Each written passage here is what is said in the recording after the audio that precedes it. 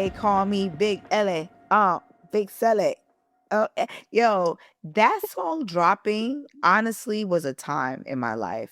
I don't care what anybody says. Big LL gets some flack for that Headsprung song, but I saw the vision. I saw the vision immediately. Yeah. Niggas was hating on Big Ellie. They said, why does nigga call himself Big Ellie, first of all? Let's start there. Let's start there. And then talking about, and we gotta get our hair sprung. And we gotta get our... I always saw the vision, though. I thought the beat was fire. The video back in the day, you know, when the girls was glistening and glossing. Gyrating. Yes, and the camera angle was very like from the ground up. So it was that perfect pussy shot. You know what I'm saying? Like put that pussy in the face, gyrate it type shit. Like it was a great fucking time for videos, music, and just creativity in my opinion. It's so funny because now when we say Big Ellie, I have no choice but to think of Ellie for the Liberty basketball team. Like I love her. Shout out to the other Big Ellie. I wonder if Big Ellie is a man or a woman up under that suit, but whoever it is be killing it. I hope it's a woman. Okay, I think it is too. I think it is a woman, and I get the feeling like it's a black woman. It's a black woman, and there's something about Ellie that just makes me feel comfortable. And unfortunately, men don't do that. So unless you're my man.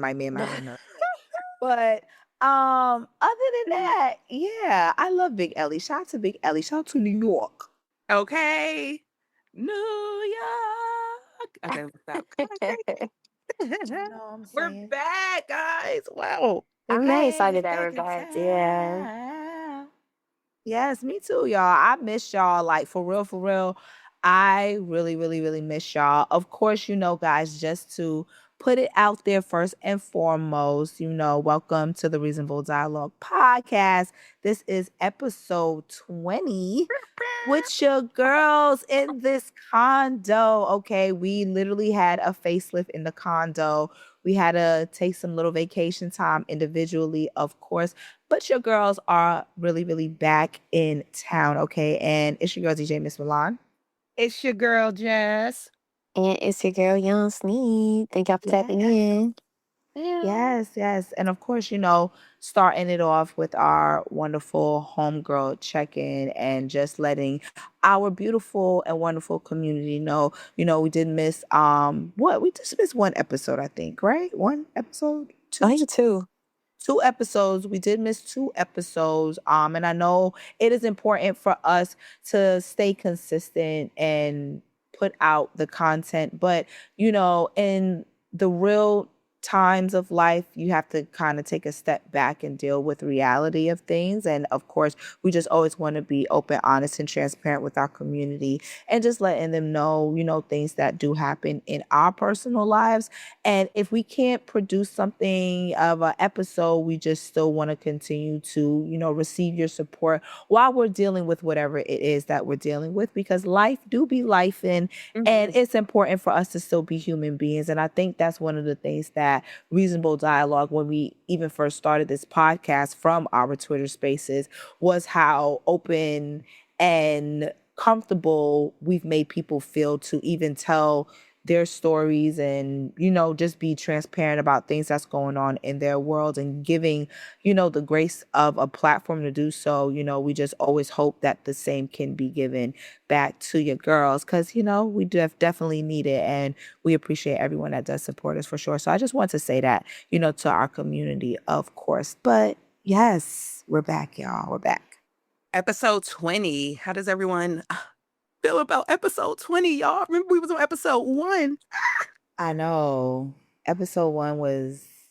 It was a time. It sounds so long ago, too. It felt like it's been a year, but it hasn't. Right? No, the process has been a year, but everything else has been it's been good. And I'm really proud of us, you know. Once again, I think I say this daily, whether these girls hear it, you know, or not from me, which they do hear it, but in the daily practice of my prayers, I always include Yan and Jazz individually as amazing women that they are, and also collectively as a unit that we are as, podcast sisters in this new space for us. We're all very credible in our own lanes and the things that we do. And I do apologize for my voice sounding crazy, y'all. Like, your girl is literally on tour right now, literally killing it. Killing it. Dedication. Ooh, dedication. Let me Shout just to say, I've seen it in Nipsey. person. For those who have not period. seen it, okay. Thank you. Thank Yes, you. and shout out to Nipsey too. Let me just say, hold on, because she tried to be real cute, but I just got to give it to y'all.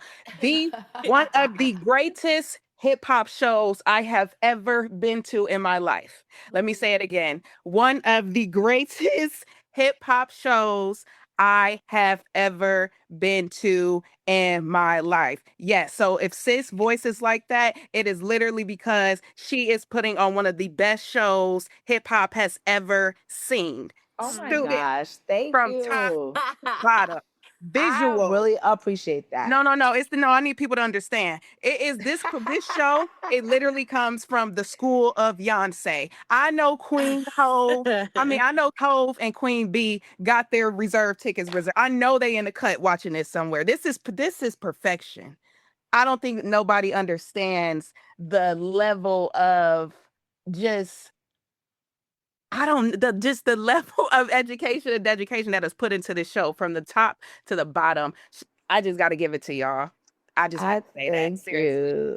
I really appreciate that. And of course, just finishing what I was saying before, and then I'm definitely going to tap into that, just makes sense to segue towards that way for my homegirl check-in. But I definitely include y'all in my prayers. And I just want to say that I'm very proud of us that we've made it to episode 20 and that we will continue to be giving you all these amazing episodes as life continues to give us life to live that we can talk about. You know what I'm saying? So that being said, we just want to thank you. And yes, moving right along to my personal homegirl check-in, I've been doing my thing. Hello. Yes, I'm popping my collar right now because as somebody who doesn't give myself credit, I kind of used to wait for flowers to be given to me. And I had a realization as we're halfway of this tour that I am the gardens, and I've always been the entire bouquet that I've always looked forward to wanting to receive, and I think that's important as a creative, especially anybody that's in this field of entertainment, to give yourself flowers instead of waiting for people to give it to you. So Jazz, you even pouring into me in that, way just really makes me feel so good and confirms in me more so everything that I do believe about myself, and I do believe about the space that, Doechii and myself are in, as far as just really, number one, giving the biggest ode to hip hop with what we're doing. I believe that we are showcasing such an amazing skill set that, not to say isn't around, but has not been highlighted in this capacity as it should be. Hip hop being, despite what numbers are, if it's not charting, whatever, but it's the biggest influential genre of music. You know what I'm saying? And for me to be a part of that and to uphold my section as a DJ as well as an MC, shout out to me being a quote unquote backup rapper. I saw that. Love it so much. I was honored that, Shorty even said that, because I understood what she meant. And this is why, Twitter could be a little crazy. Niggas love to jump on people because they feel like, well, how you not know that type shit? But for me, she wasn't far off of what she was saying, backup rapper. You know what I'm saying? And I just am grateful that people still see that and appreciate that. And just being on this tour live from the swamp so far, we've hit, every city. Last, show, my good sis Jazz was able to pop out and see it in, its full form, especially being in my hometown was really, really amazing and just electrifying. So shout out to everybody that popped out and just, showed us some love. I definitely am having a great time. I will say that I am tired, but it's good tired. It's like a tired that I would rather be tired from than not, and I'm just grateful and just, wrap it up. I'm just really in a good mental space for me personally.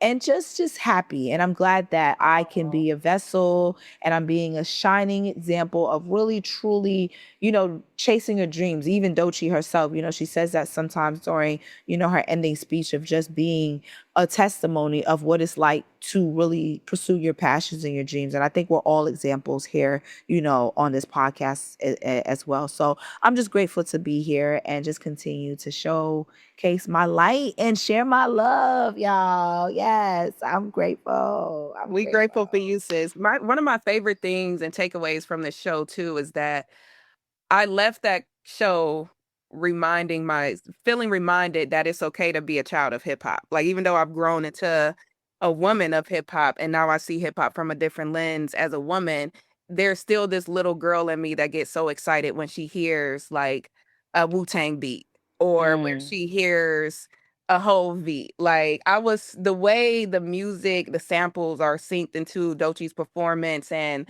like the lessons that it takes you through, it just reminded me like it is okay to be a student in any capacity or stage of your journey. So that was really my favorite like takeaway. And shout out to Kyle Banks too, because that was my first time ever seeing him perform. And I think that was his first time ever performing in New York. And for that to be his first time, that was dope. And I caught like the tail end of Cleopatra. I thought it was dope that y'all brought out Cleo too. Yes, yes, yes. Shout out to Kyle Banks. He is our official opener for Live from the Swamp tour. He's doing phenomenal, amazing, and we're just, grateful to have him because he's definitely setting the tone with the energy and just, the music is fire, performance is fire. So shout out to him. And yeah, we're having openers in certain cities just to, give the people some more vibes. You know what I'm saying? Like, we want the people to feel very entertained. You bought your ticket, you came out of your house. We want you to feel very entertained. And I must say that everyone has been very much so entertained. So shout out to the Swamp for popping out. So I am actually in Atlanta currently. We have our tour stop out here in Atlanta. So I'm excited to really turn up in the A-Town, my second home out here. So it's gonna be a really, really good time. So I'm excited. I think it's dope too how that tour is in alignment with your own tour as far as just like having different people pop up. Oh yeah. Yeah, like it's alignment there too. I think that's cool because it kind of just goes to show how genuine it is, in my Yes. opinion. Thank you for I reminding agree. me Yeah. because I have not even given myself my own little flowers for my tour. Right.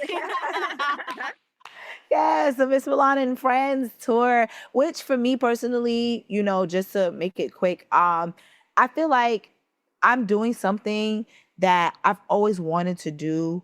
And it's not even about people coming out by the hundreds or thousands. It's really about the intentions of just number one, setting a goal for yourself and saying, hey, this is what I want to do and actually executing it. And then on top of that, being able to do it in the capacity of being on the road with my sis and then having my own thing that I could, claim for myself and just be like, yo, I did this as well. So thank you for reminding me on that and the stops that I've done that I'm really grateful for to just build in different cities and touch the cultures. And, people coming out to see DJ Miss Milan and being a fan of me, like, this is something that I personally never really thought DJing could be in this limelight, but God has used me in such an aspect where I am the Beyonce of DJ. So yes, you can, what I'm saying, really live a life of being a fire ass DJ and, making it and doing some really dope shit no matter what lane it is. I don't care what it is. You be a fucking fire ass janitor. You know what I'm saying? So that being said, I'm just grateful that I'm chasing my dreams and I'm being inspiring. So yeah, shout out to the Miss Milan and Friends tour. We're having a great time. Okay, period. And the friends are friending, okay? Because they've been putting on the show too. For real. Yes, It's a they have. production. It is a production. But anyways, enough about me, y'all. How have my sisters been? Well, I'll say I can go. Honestly, I have been feeling very, very how can I say this? Over the past 5 years since the pandemic, I've just been, I think, reflecting on life a lot. There's been a lot of different experiences. And I think for the first time in like 5 years, I feel very grounded in my discernment, Mhm. if that makes sense. I feel very grounded in my judgment and in my discernment. I think before I felt kind of, I don't know if the word is like confident or just like, okay, I got this, I'm going. But now more than ever, I feel the stillness and the grounding of just being like, no, this is it.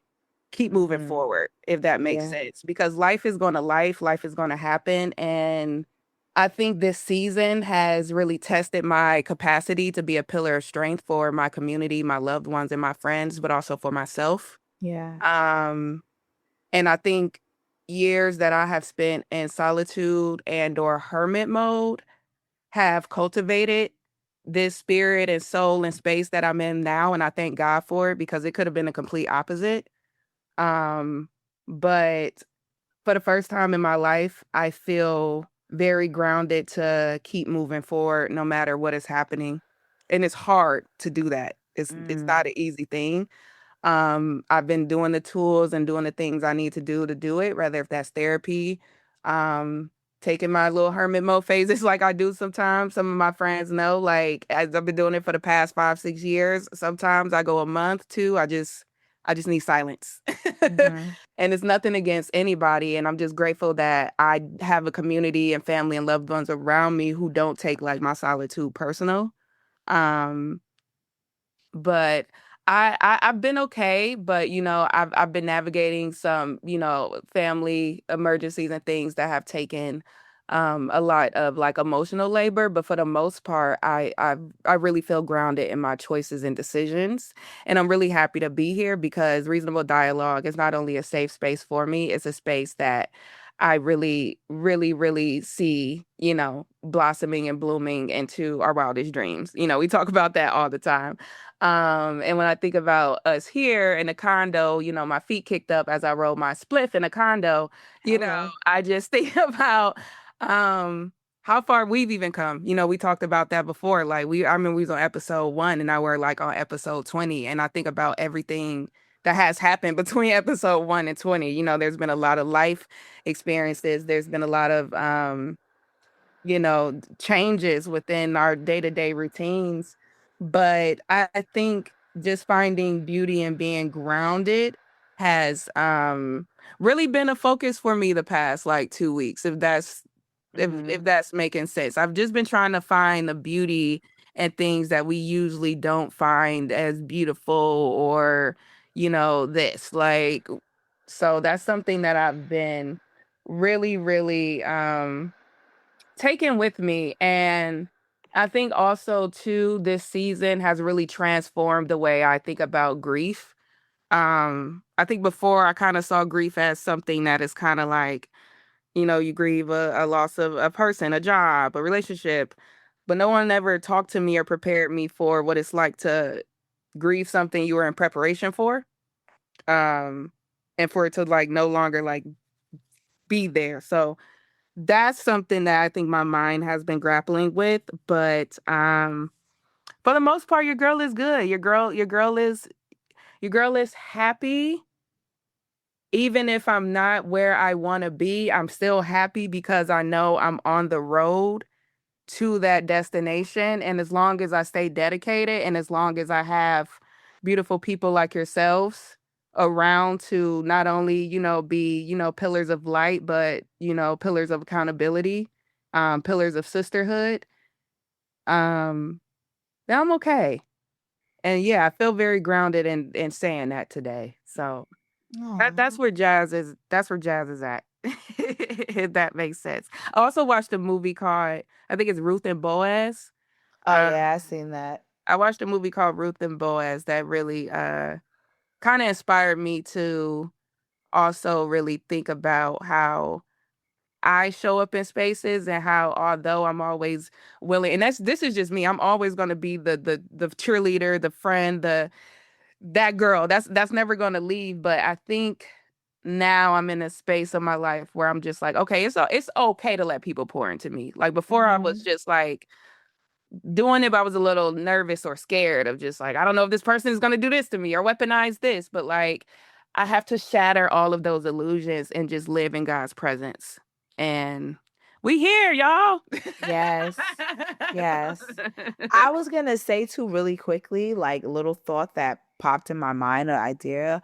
Um, that's where jazz is at. I don't know what that can become. Just the title itself was so fire to me. Just hearing you say that, Ooh, it just sounds like I don't know something that you need to utilize put of that in my like notes. yes, where jazz is at. I think that's like something from that girl. Something from that has to come from that. But hey, just dropping that in your lap, sister, okay? You said, I'm gonna make sure you get your 10% for Listen, sure. Yo, y'all don't are give so me funny. nothing. Don't give me nothing. What you giving me is when you produce it and do what you do with it. That's what you give me. Oh, I love that. Okay, y'all heard it here first. Where jazz is at, Okay. it's coming. That's I hard. love that. That's hard as shit. I love that.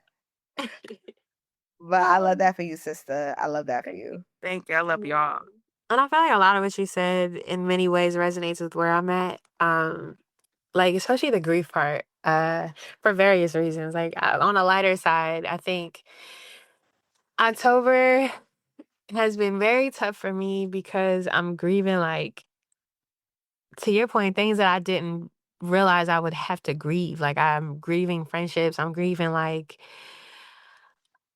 I don't know, like energy that existed in my space that is no longer there. Like I had a friend that well, we're still friends. I don't say I had a friend, but I had a friend that we were a lot closer than we are now. And then it's just like I feel like I'm grieving the loss of his presence to some degree because he's just not we're just not tight like that. And it sucks because it comes at the worst time. Because I lost my dad 2 weeks ago, which is why we haven't been recording.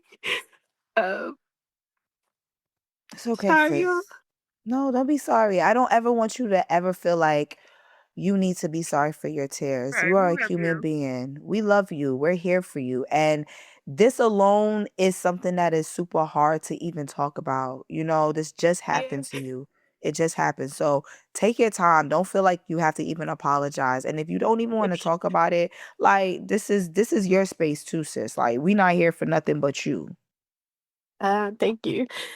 But yeah, I lost my dad on the 15th. Um, it was very unexpected. For those who ever saw my dad or knew my dad, he was very healthy. He was so in shape. The nigga used to swim 2 miles a day at the gym at 78. Um, so yeah, he went into the hospital for complaining of his stomach pain. So we thought we thought he had food poisoning. And the food poisoning turned into a surgery that turned into another surgery that turned into another surgery. The surgeries just failed. Um, his body failed him, which I think that's hard to accept too. Because it's like you could do everything right in life, and if God calls you back, it's your time. Um, so it's kind of teaching me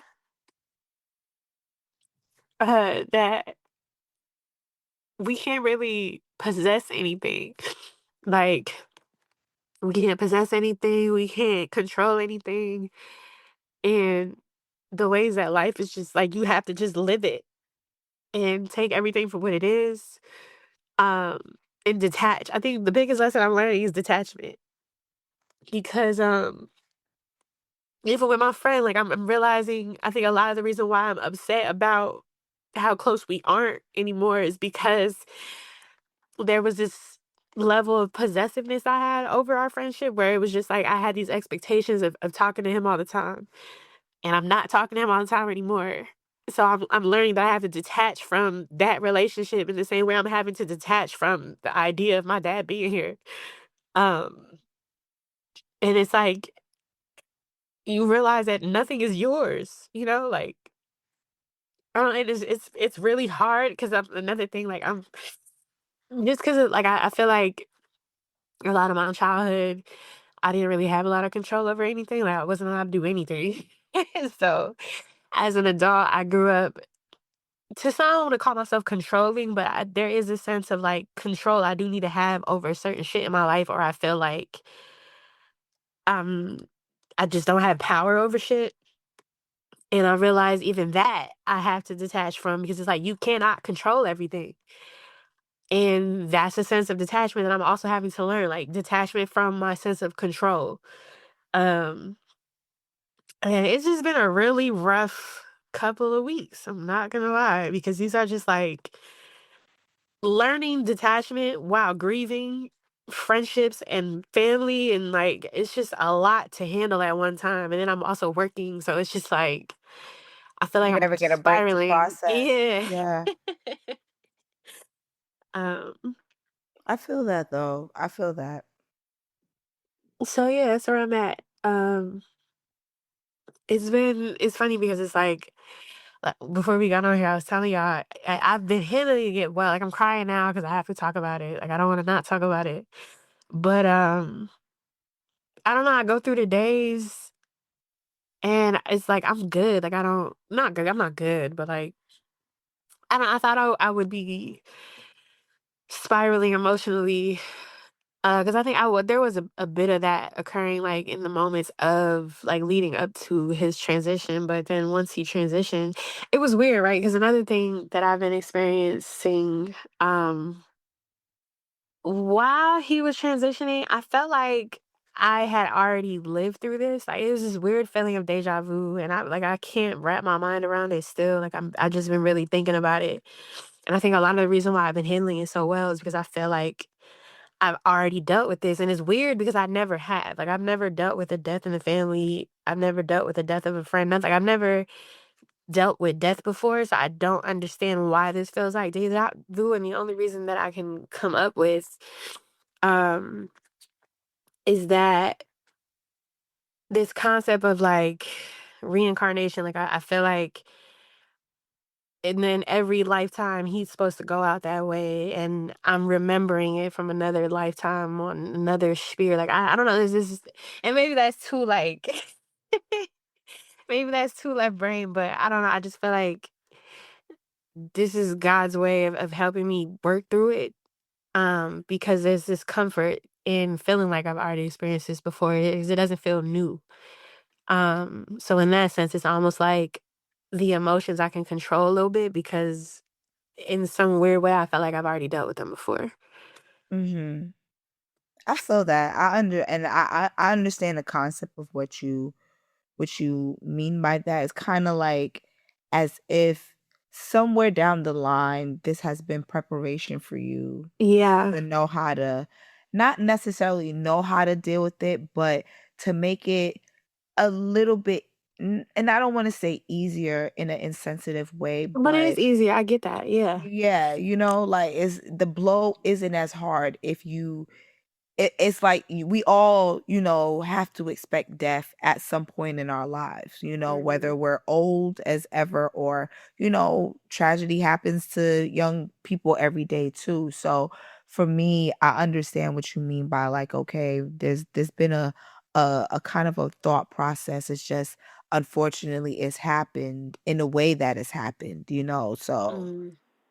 I am always, apologetic once again, sis, for, the passing of your dad and just, you going through this transition. But I will honestly say that you have been handling it very gracefully and very well. Like the way and I say this with all due respect because I think when it comes to grief, people shouldn't police it at Yeah. all. It Yes. should never be police. It should never be anything if somebody decided to spiral. If you spiral the fuck out, you are entitled to that Yep. because you're going through something that honestly losing your parents, is whether you have a relationship with them or not, is going to be one of the hardest things to have to deal with, Yeah. especially as an adult. So there's grace that has to be given towards you as friends and towards you as yourself because if you do have that spiral moment you may feel good right now, you may have crying days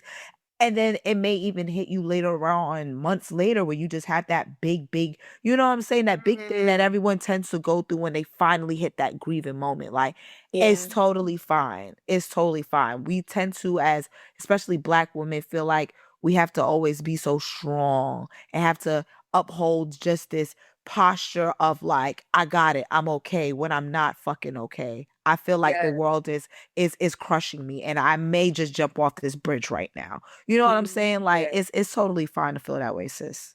I'm glad you mentioned that too, because I'm as somebody who, understands that sometimes we have to be pillars of strength for others, that is not a badge of honor I carry. I enjoy my softness, okay? Yes. I really do. Bars. I'm glad that strength is an asset, but it is not my identity. And I think too, this conversation we're having, it made me want to just mention that there's a poem, because I'm realizing that grief is something that's always gonna it exists, like as we live and get older. But there's a poem by a Black author. Her name is Mahogany L. Brown, and she has a poem that's called "Do Not Make Grief Your God." Mm. And in the poem, there's a specific part where she talks about praising the ability to feel this deep. And I feel like, especially now, we're in a time where like we're always talking about how things feel like insensitive or desensitized. Like, I think it's okay to feel. I feel like it's okay to go through every emotion that you may have to go through right now, and that's for all of us. I feel like sometimes we do, spiral, have those moments because we haven't felt. We just keep going. We're working through it. We're just, but it's just like you got to feel in order to heal. Ooh, oh my God. You know who says that? Odile, literally in a song. Yes, with Leon Thomas, right? Yeah, I think so. Yeah. Yes, I love that song. Oh, speaking of sidebar, I met him tonight. Oof. Really? Oof. Y'all are funny. That's all I got. I don't want no problems with my man. Oof. That's so funny. But no, Mm. I wasn't even trying to preach that, but it just came to me, and I'm saying that here, but But for that's myself real. That's too. that's facts though. Yeah. Yeah, and I agree with you too. Like I feel like I think a lot of us give ourselves too much shit for feeling a lot or feeling too much or being emotional, and it's just like I think to your point, I think that's like a gift because I don't feel like Mhm. enough people feel enough. Like I think people feel as though feelings and being emotional or having emotions is like a weakness or it's just like this taboo thing. And I feel like Right. to your point, I just feel like the people who can feel the most and are comfortable expressing how they feel and sharing how they feel and feeling the feelings, it's just like they're a lot more deeply connected to themselves and more deeply connected to humanity. And like there's just a different level of personal and interpersonal connection that you possess when you allow yourself to feel your feelings. Yes, because the current administration in office right now, they don't feel shit. The fact that they want to take away people's snaps and EBT is crazy. Like, Yeah. what? Yeah. They don't feel They shit don't feel at nothing. You all. want to do that during Thanksgiving time, like where people can possibly riot and loot because they don't have food? Are y'all crazy? Mm, That's what they want though. That's what they want. Definitely what they want. Look, hey, I don't care how much money you have. This is just Jazz saying. I don't care how much money you have. I am never opposed to people having EBT. Just saying. right. Girl, I was Just on saying. EBT when I was in LA. Listen, all I'm gonna say is this: Shit. if Jazz has EBT, the hood has EBT. Okay, that's all I'm gonna say. You will call me if you want to learn how to do what to do. Call me. Oh, I'm crying. I am crying, but I'm glad that you were able to talk about it and just honestly like share your testimony and what you're going through because I always say like our spaces from the time we've done them on Twitter has always been a space where we just have a connection of people within ourselves but with people also that feel what we go through, but also can relate to the things that we say. And I know always like your journey so far has always been such an amazing journey to witness. And I'm just excited for this next phase of life because I do believe death is also a rebirth Mm. of a certain degree. The body may be gone, but the energy always lives on. And that energy that, your dad is going to continue to have within this world, especially, around you. I'm really excited to see what is going to come. You know what I'm saying? And I think for me, that's how I know, like I told you all before, like my grandmother, she's, an older woman now. And the fact that friends around her are also passing away. And, I can feel that energy of her feeling like, life is not forever. And I cry about it sometimes, even when it comes to my dog, like, oh my God, my dog is going to die one day. Like, it's Mm. going to happen. And it hurts to think about it, but it is reality. And I think one thing that has just helped me know that it's going to happen and prepare for it a little bit more is just in the sense of knowing that when they do pass, that number one, they have lived a great life because we were in their lives to be witnesses to it in that regard and give our Mm. personal love and energy to them.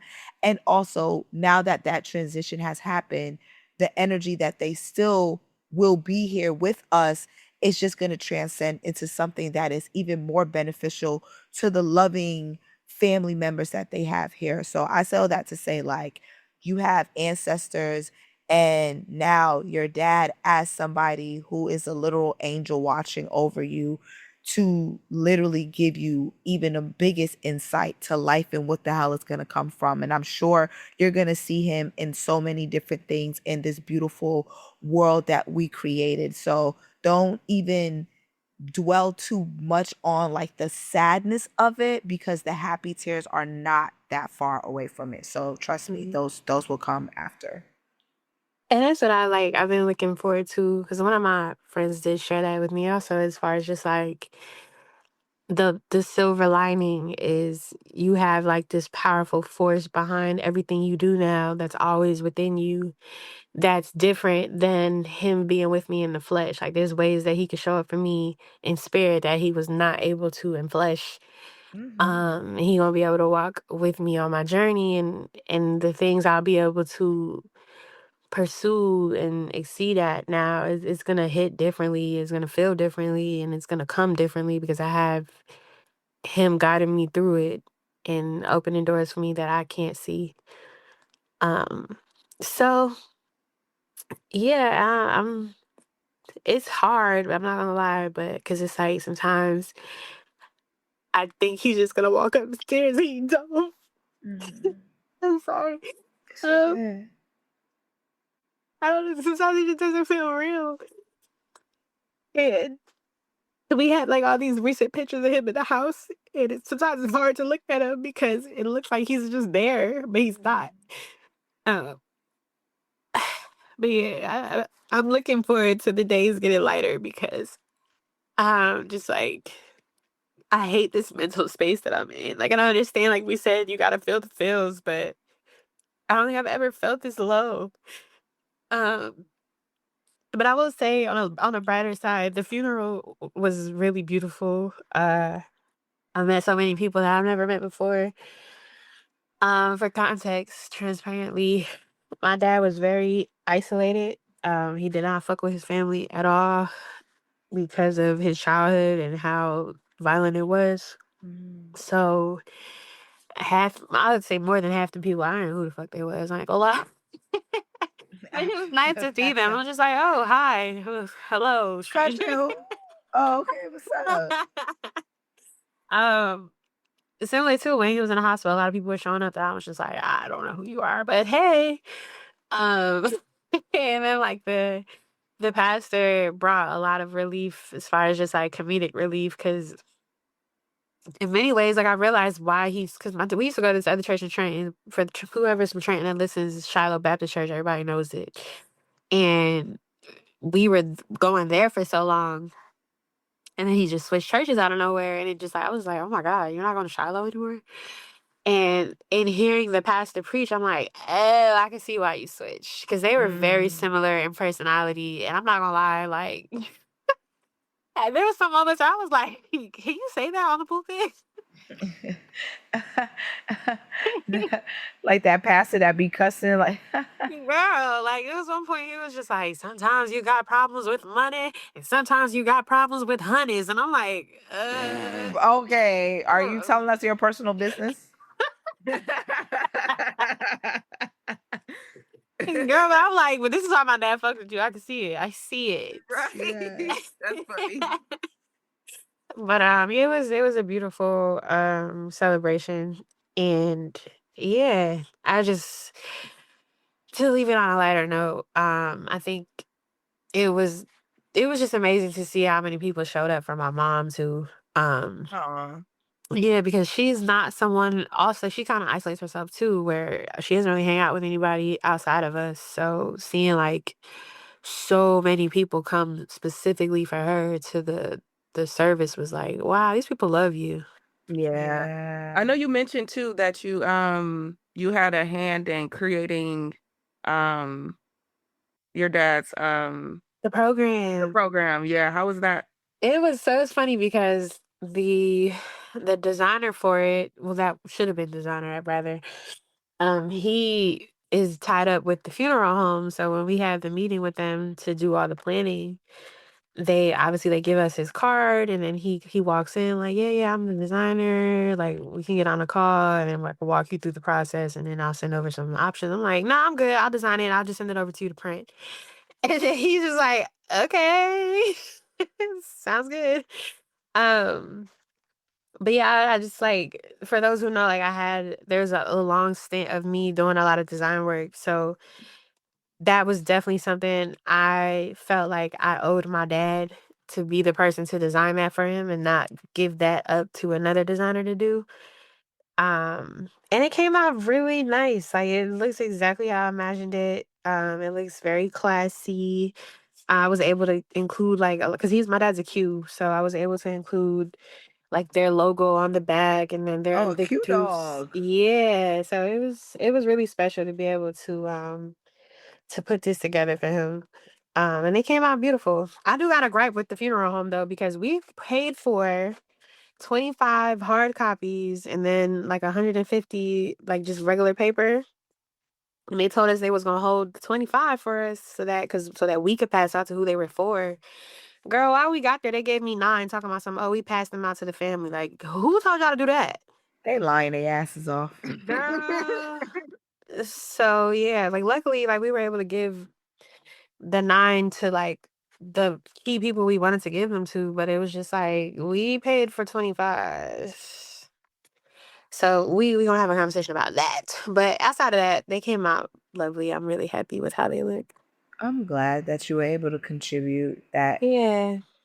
Giving your creativity to a moment in time that will honestly be be a part of your personal journey in your life, you know what I'm saying? But Mhm. for that to be something that you can contribute to, in a way to send him home, it's a beautiful thing to look at. Thank you.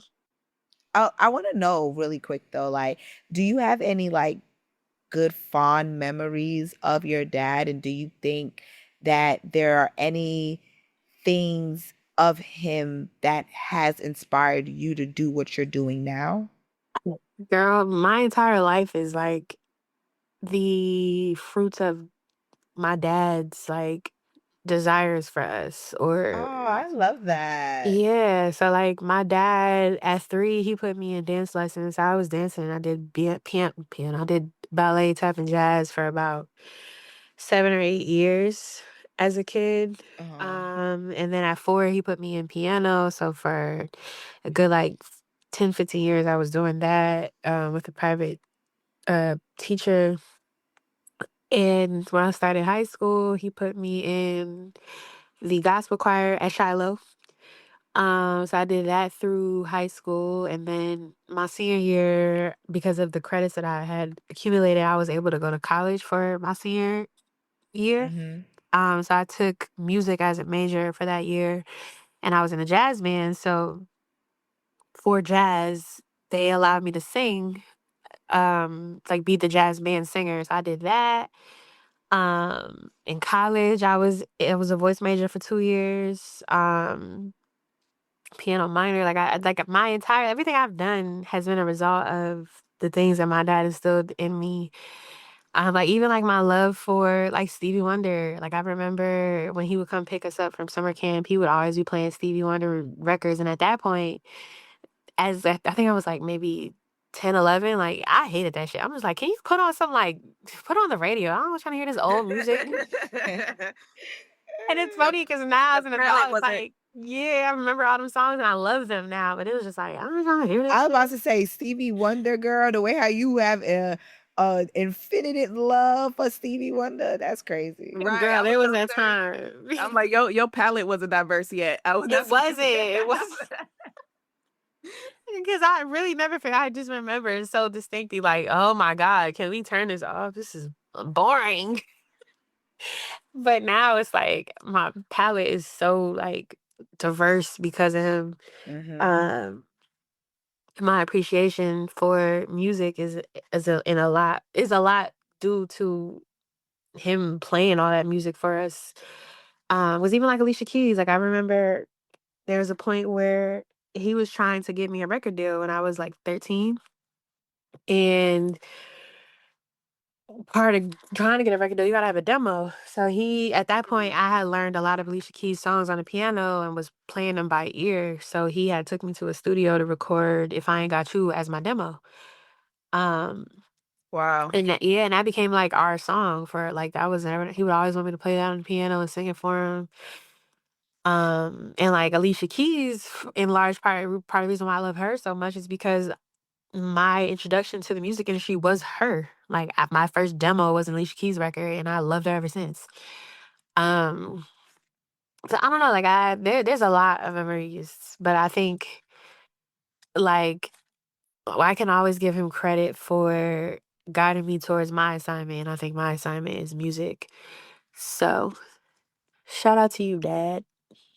I love that. Aw, that was beautiful. That was That so was sweet. so beautiful. Yes. Girl, you had me over here, girl. I got the Listen, I got everything, girl. I had to go on mute a couple times. I ain't gonna hold you. Like, listen. But I love that, Yan, and we love you. We love you so much, girl. I love y'all. Thank you. Thank you for sharing and, being open enough to even just, let us know what's going on. Mm-hmm. Absolutely. I don't think we could move on, to be honest, without like, hey, this thing happened and it wouldn't feel right. Yeah, I At feel all. that. Literally. Although it's none of y'all goddamn business. I'm gonna be honest. I'm real with y'all asses. Listen, the condo, we pay this motherfucking rent here, okay? So that being said, remember your parents used to tell you that, like, you don't pay no bills, don't ask me no questions. Like, what, nigga? Right. The fuck is wrong with y'all? Like, shout out to my mama. I love y'all. Anyways, I guess, it is kind of fitting to move on into some recent updates that have actually happened as well too in the world of, Beyonce's time. RIP to D'Angelo, unfortunately, having to say that, feels heavy as well because Yeah. D'Angelo died at 51 years old. Very young. I guess, as we become older, the ages, as they go down, they become younger to us. But still, 51 is still young in anybody's eyes, in my opinion. Yeah, legendary neo soul singer D'Angelo recently passed away due to cancer, which I, of course, had no idea. Of course, I wouldn't know because I'm not, in his business like that. But it's just to say, like, a lot of the stars that we've witnessed. I mean, look at Chadwick Boseman. Is that saying his name correctly? Yeah. I want to make sure I'm saying it right. Mm-hmm.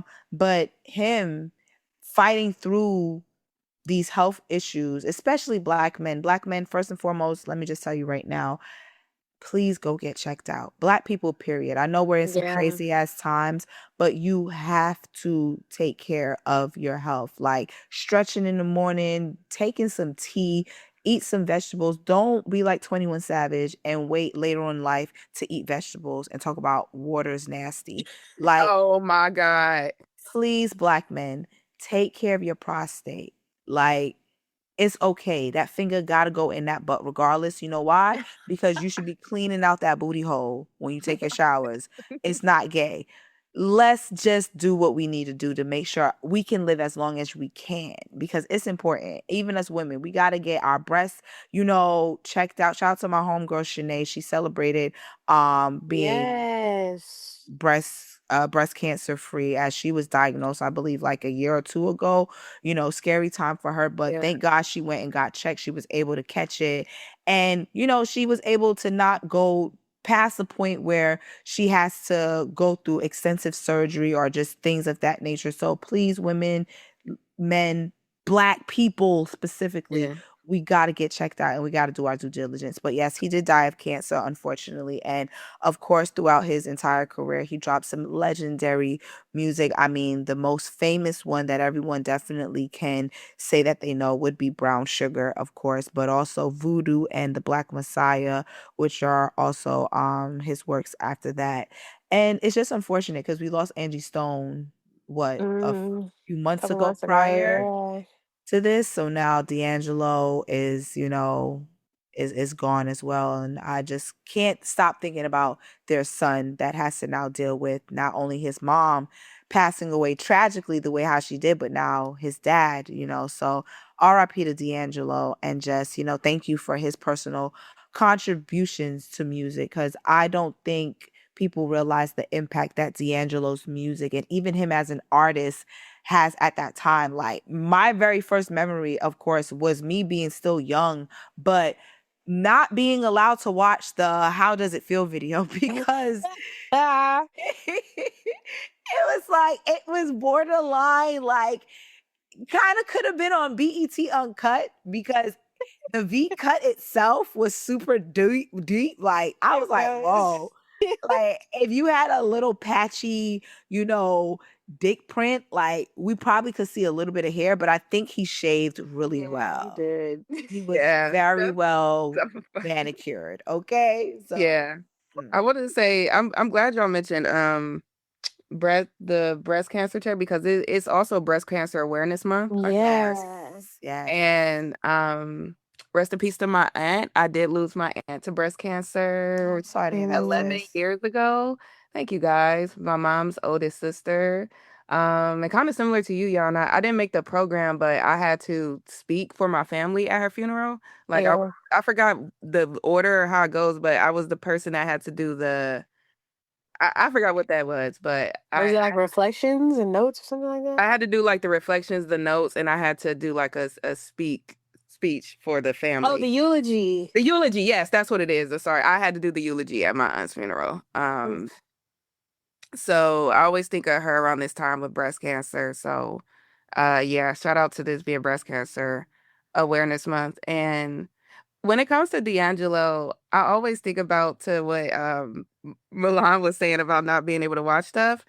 One of my favorite movies outside of Brown Sugar is Belly. And I remember as a kid, my stepfather had to hide Belly from me, because I wasn't allowed to watch it, but I wanted to so bad, because I wanted to find a connection to my dad, because at the time, like, I just used to remember hearing like the Jamaicans in the movie, and I wasn't that familiar with my dad yet, but I had my stepfather, um, and he used to always put me on to rap.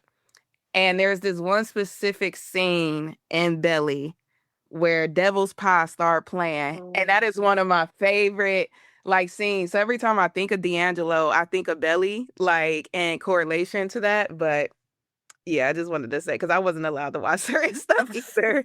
But every time I think of Devil's Pie and D'Angelo, I think of that movie. And yeah, RP to the GOAT.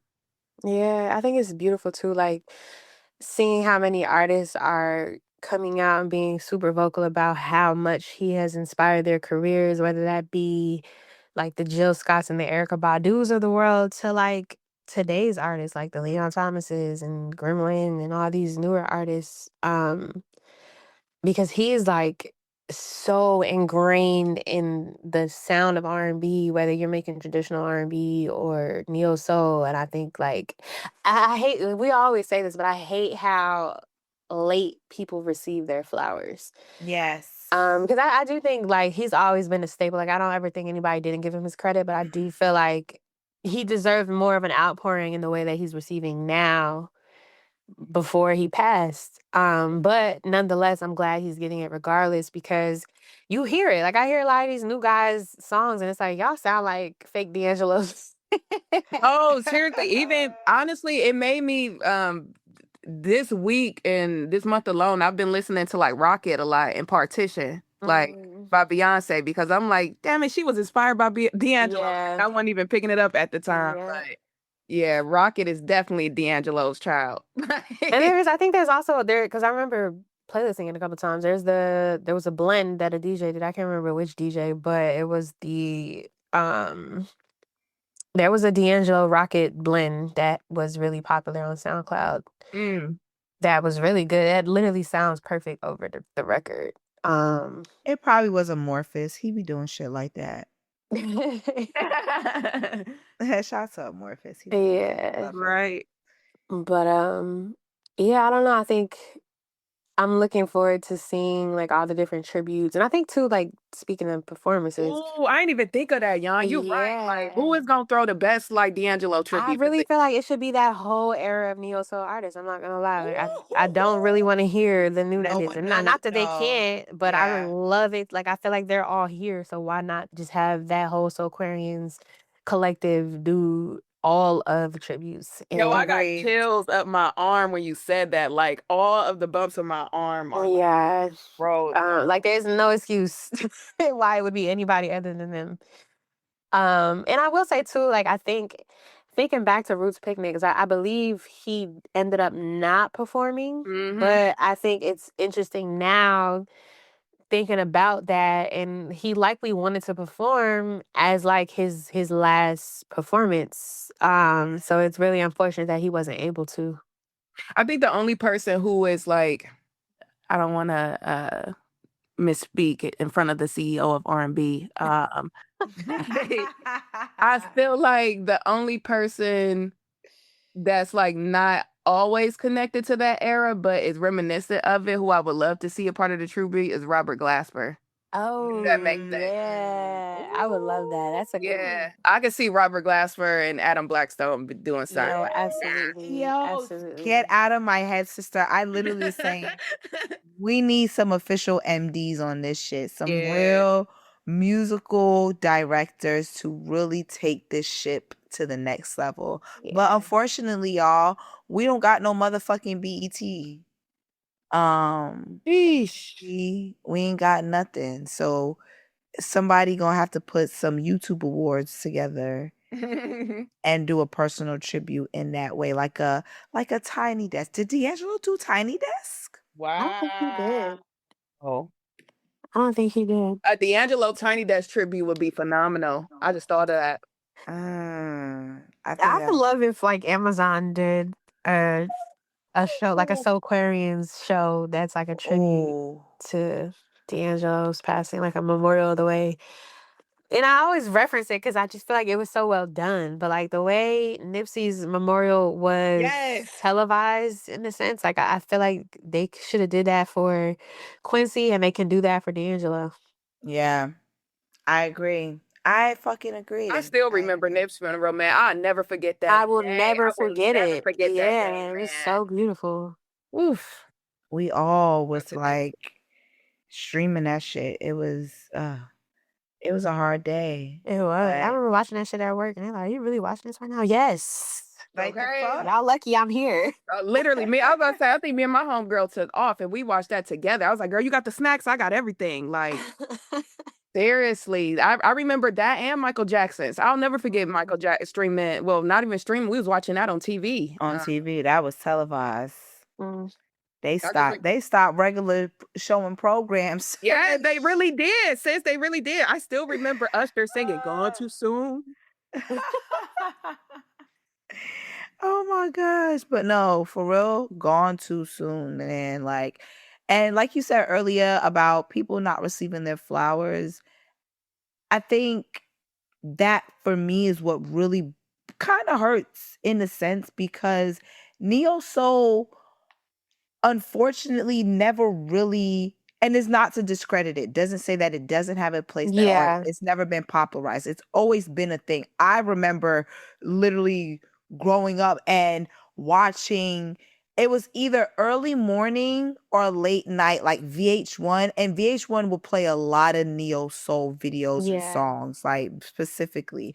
But it's to say that it didn't those artists didn't really get enough flowers, I would say, that Yeah. they deserve, I especially agree. Yeah. how foundational of neo soul is a part of R&B. You know what I mean? So for Mm. me personally, I just feel like a proper tribute from just straight neo soul, like you said, and even early to the pioneers, there needs to be something that is reminiscent of just that specific era and that genre, because it needs people to know that, number one, this genre does exist. This is not something that is new, because of course on Instagram and Twitter you would think that things are brand new to people, unfortunately.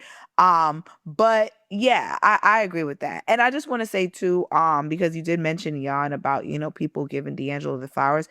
Tyler the Creator definitely gave D'Angelo his flowers, and it created the craziest Yeah. 180 spiral I've ever seen on the internet. I've never seen somebody they try to cancel him, but literally get like torn a new asshole the way Tyler got torn a new asshole just by posting Neo Soul.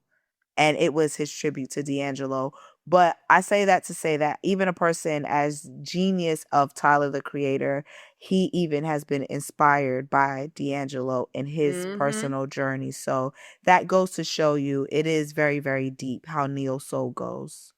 It is. And speaking of like giving flowers, I think one of the things I reflected on in the season of grief is just like, okay, what can we learn and take from this? Like, how can we give our flowers like sooner, or just show more appreciation for the artists that we have, like moving forward? Like, Yeah. it made me think about, how we talk about how like D'Angelo redefined a genre. He ushered in, a new wave into a genre that was already there. And at the same time, D'Angelo was somebody that also had a distaste for certain parts of the industry. That's why he went Mhm. quiet a couple times. And two different completely people. However, it still made me think about Bryson Tiller a little bit, because again, I think about somebody neo soul, trap soul, redefined the genre, Mhm. redefined an Mhm. era, That's a seen good things in the call. industry he didn't like. He goes into solitude every now and then. You know what I'm saying? So it's just like, not trying to speak nothing over, whatever, but I'm just saying, I hope this is a bridge to us giving our flowers more. Like, I love what Leon Thomas is doing right now. Like, you know Mhm. what I'm saying? I love what, even though we still waiting for it, but damn, Summer Walker, like, whoo, how long we gonna be waiting for over it? It's finally over it, but I still think, I still think even like, even somebody like Summer, I feel like Summer don't even get the flowers she's supposed to get in terms of like what she did for the genre, in terms of just over it. Like, over, in my opinion, is still one of the greatest R&B albums of this decade. Like, and you don't see Summer walking around here like pissed she ain't got a Grammy or nothing. She just, keep going and doing whatever. But I think artists like that just, I hope we don't just forget their impact. That's all. Yeah. And I don't think we will. I think it's too embedded. And like we said, it's up to the actual tastemakers and the ones who truly are a part of the culture to keep just praising its name and Yeah. putting it to the forefront. Hmm. Yeah. Well, rest in peace, D'Angelo. Yes. Oh, I still can't believe we're saying that. It's crazy. Yeah. Okay, like it's already let's relax, God. This is gonna let's control it. Okay? Control it, God. Control it is so good. Control it, God. Okay? All right. You say it's the wrong people going. All right. Fix the list. All right. Fix the list is crazy. Also, before we get into some other entertainment updates that's been going on, we just want to say quickly, pray for Jamaica and Haiti as Hurricane Melissa is allegedly supposed to be, and I say allegedly because you just never know what my God can do still. Pray for Hurricane Melissa that it does not do any crazy damage that it is planning on doing with this hurricane. And I believe, Jazz, you said that this was supposed to be the biggest hurricane that Jamaica has seen in quite some time, actually. So the fact that this is happening, I'm very, very, very disheartened. Not disheartened. I'm very sad, more so, about the potential damage that could happen, but I'm also going to try to be hopeful that it doesn't happen as crazy as it can happen, because hurricanes, especially for smaller islands, are just terrible. And us being from the islands, having family and friends that are still there, it touches home very much so just prayers to Jamaica and Haiti. Yes, one of my last messages from my dad in WhatsApp is him letting me know about the updates. One of the weather in Jamaica tabs is saying as of 4 a.m., winds have gone from 150 miles per hour to 160, and she is officially a hurricane, category 5. Oh, category 5. Like, bitch, calm the fuck down. Who the fuck you Right? think Is you you cool? are? Like, These hoes is never cool. oh man, but yeah, praying for the Caribbean right now. Yes, for sure, man. Anyways, I'm just hoping that there's gonna be not tragic news from that, but prayers up for Jamaica and Haiti. All right.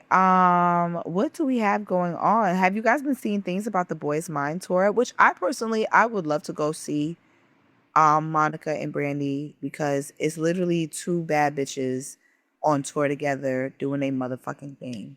I wish y'all could see me right now. Well, actually, y'all can't because we all in a condo. I got to take the covers off my head. But that meme, my Anthony Mackie, where he'd be like, Oh, like, yes. I love that meme. that is me, because shout out to the girls. Like, this tour just seems to be literally like a definition of that era. Like, when I think about that Boy Is Mine era, I think 90s R&B, but also like I think like black girl aesthetic, like black 90s girl aesthetic when I think about it. So to see like Maya and Coco Jones and Kelly Rowland like champion this tour, it just feels like, I hate to sound cliche, but it kind of feel like black girl magic. Like, Yeah. the tour was going on right now.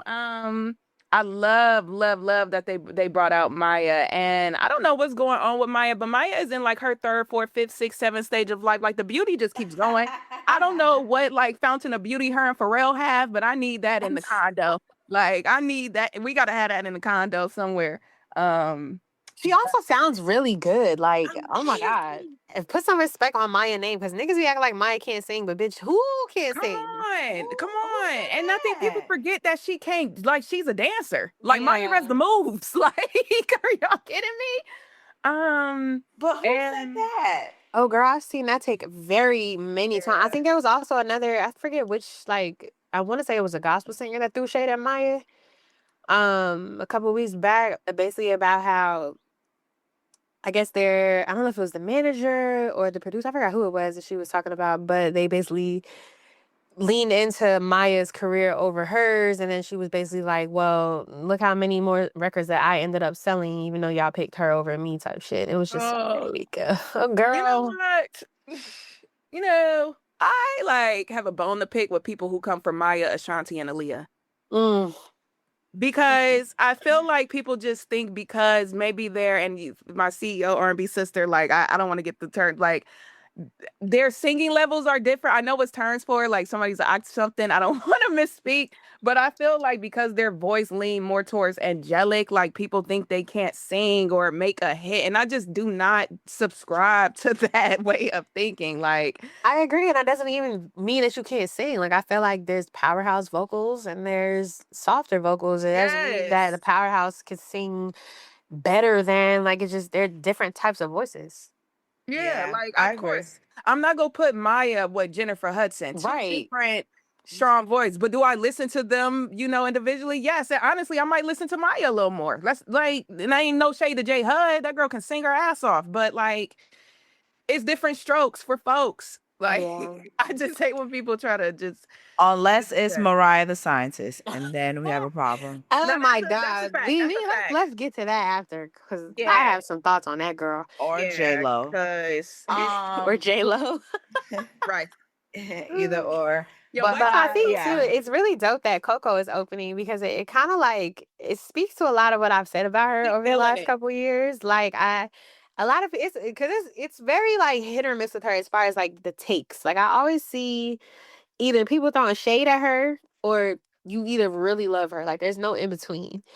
And it's always so interesting to see the shade, because it's like she's everything that we've been asking for in an R&B artist. When we talk Yes. about Yep, why don't we have the sound of like the 2090s, like what happened to those kind of artists? Like she is it. She yep. has Yep. charisma. She has a very, very unique tone. Like you're not going to hear anybody else out right now that sounds like Coco. Like if you hear Coco singing, you know it's Coco. And I think that is Yeah, what's missing from R&B. Is like a lot of these artists sound the same, so nothing really cuts through unless it's just a really good song. Which is why I also think like a Leon Thomas is doing really well, because the music is really good and nobody else sounds like him. Mm-hmm. fact. But I think having her in like among that lineup of these 90s women is like so fire, because she literally, you could pluck her out of the 2000s or out of the 2020s and drop her in the 90s 2000s with those producers, and I think she works because her voice is Yes. so amazing. Like I don't know, I think shout out to her because she deserves the moment she's having.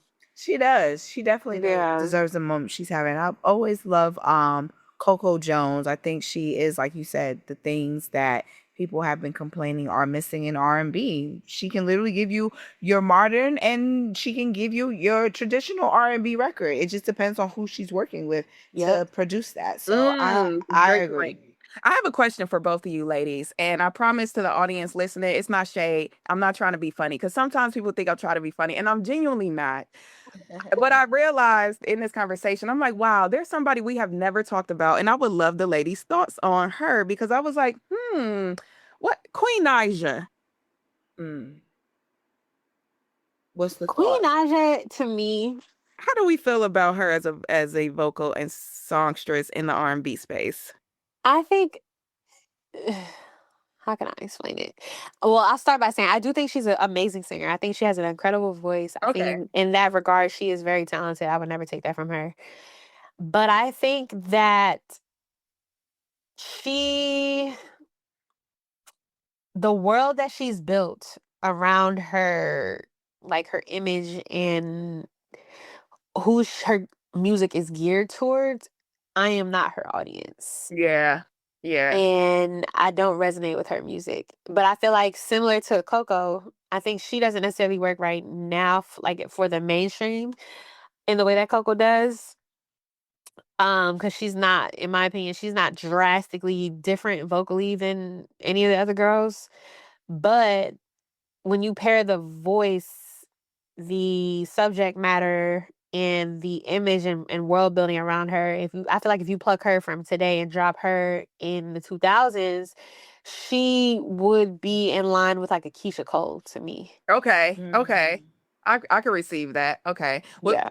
reason why I asked what made me ask is because I feel like when I think about the Boy Is Mine tour, they're definitely going for, there's a certain like aesthetic and genre that they're specifically like targeting. And I think it's interesting that they brought Coco, because Coco makes sense for them.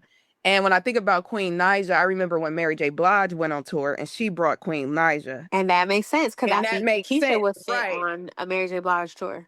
Yep. Mm-hmm. They give nail tech music. Yeah, literally. Like I could Literally. see Naja opening up for like Summer also. Okay. Okay. Okay. That is true. I can see I could see that. I that can too. see Yeah. that. Yes. Yes. I literally see it. The outfits, everything. Yeah, and it's really for me it's the subject matter. I think granted Yes. Summer's pen is better to me, like light years better, but what they're talking about is very similar. Yeah. So, yeah, somewhat dumb bitch music. Yeah, I didn't want to say it. Milan.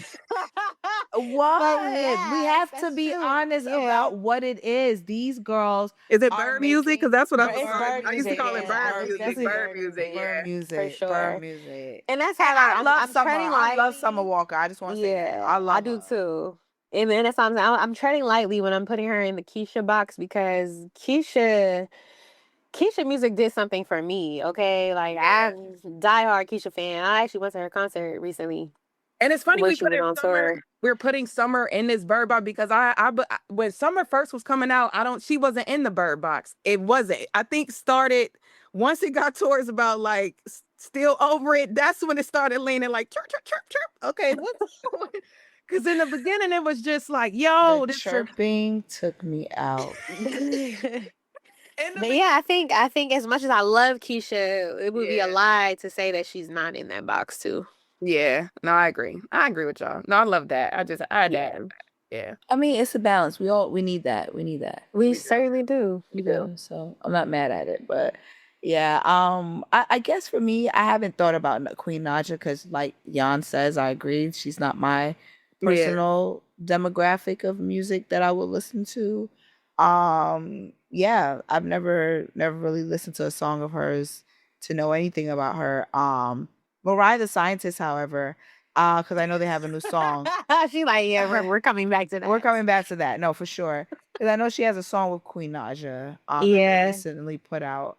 Yeah, I think Mariah the Scientist is a very pretty girl. Beautiful gowns. Beautiful gowns. Beautiful gowns. I just think like she's not taking this shit seriously. She's not. At all. She And lost the the thing- momentum, man. And the thing about it too is like with Summer Walker has a beautiful voice, but I feel like she doesn't take it seriously. And I feel like it still is beneficial more so to her than it is to Mariah the Scientist. Facts. I agree. And Mariah and Summer both got pens. So their pens uphold them very much so. But Summer has an advantage because her singing voice is actually pleasant and is actually pretty. Mhm. And she can actually hold a note. Mariah, on the other hand, I feel like her beauty and her pen are her strongest. They're carrying her, because They're if she carrying did it her, right, yes. we wouldn't be talking about her. Yes, we would not be even paying attention to her if she was anything other than a light-skinned, ambiguous looking child. You know what I'm saying? Yeah, yeah, okay. I was just gonna say, and the way Summer, to that point, sis, I feel like, and the way Summer Walker presents her music and how it's been presented over the last 10 years is very polarizing. She's arguably one of the best R&B marketers I don't even know if that's a word or whatever, but when it comes to LVRN and how they get the message out in her music, in my opinion, no one has done it like LVRN and Summer Walker. Shout out to Kayla Bryant, because she had a hand Okay, in that early yes, on. and Amber Grimes, like, because the way Over It and Still Over It was able to literally penetrate like social media and just make the other R&B girls think about, okay, how am I going to present my music? Like, I don't think we've like seen that. So I think presentation also like matters. And I think in the beginning, Mariah had a great presentation with this rollout, and it's just gone to shits. Like, the world. I completely agree. Yeah, like I thought the rollout was really good until we started seeing these videos of her performance starting. And it's like, oh, okay, you don't take this Yeah. seriously at all. I think there was a video I just seen literally yesterday. She's talking about some. If just keep the good parts and cut out the bad parts. Like, girl, how about you just practice so that there are no bad parts? How about that? How about you take your performance seriously so that we don't have to cut out the bad parts? Listen, Because why do you feel comfortable saying that on stage? Like, what are we doing? when I seen that, I was like, okay, we have to have a conversation. Oh my God. I was like, girl, you are so unserious. This is crazy. Oh, y'all gotta send me that. Oh my God. We gotta have a conversation, and the conversation has to happen right now because what the fuck do you mean, girl? To cut out the bad parts? We cannot unhear this. We heard this in real time. There was no cutting that out. So what do you mean? I Cut am the bad crying. parts. Like, and then I'm crying. somebody said, you know how terrible of a singer you have to be to have an auto-tune mic Oh my God. and still be out of key. And I tell you right now, as somebody that has experienced auto-tune on some like plain shit, like auto-tune can make you sound fucking good.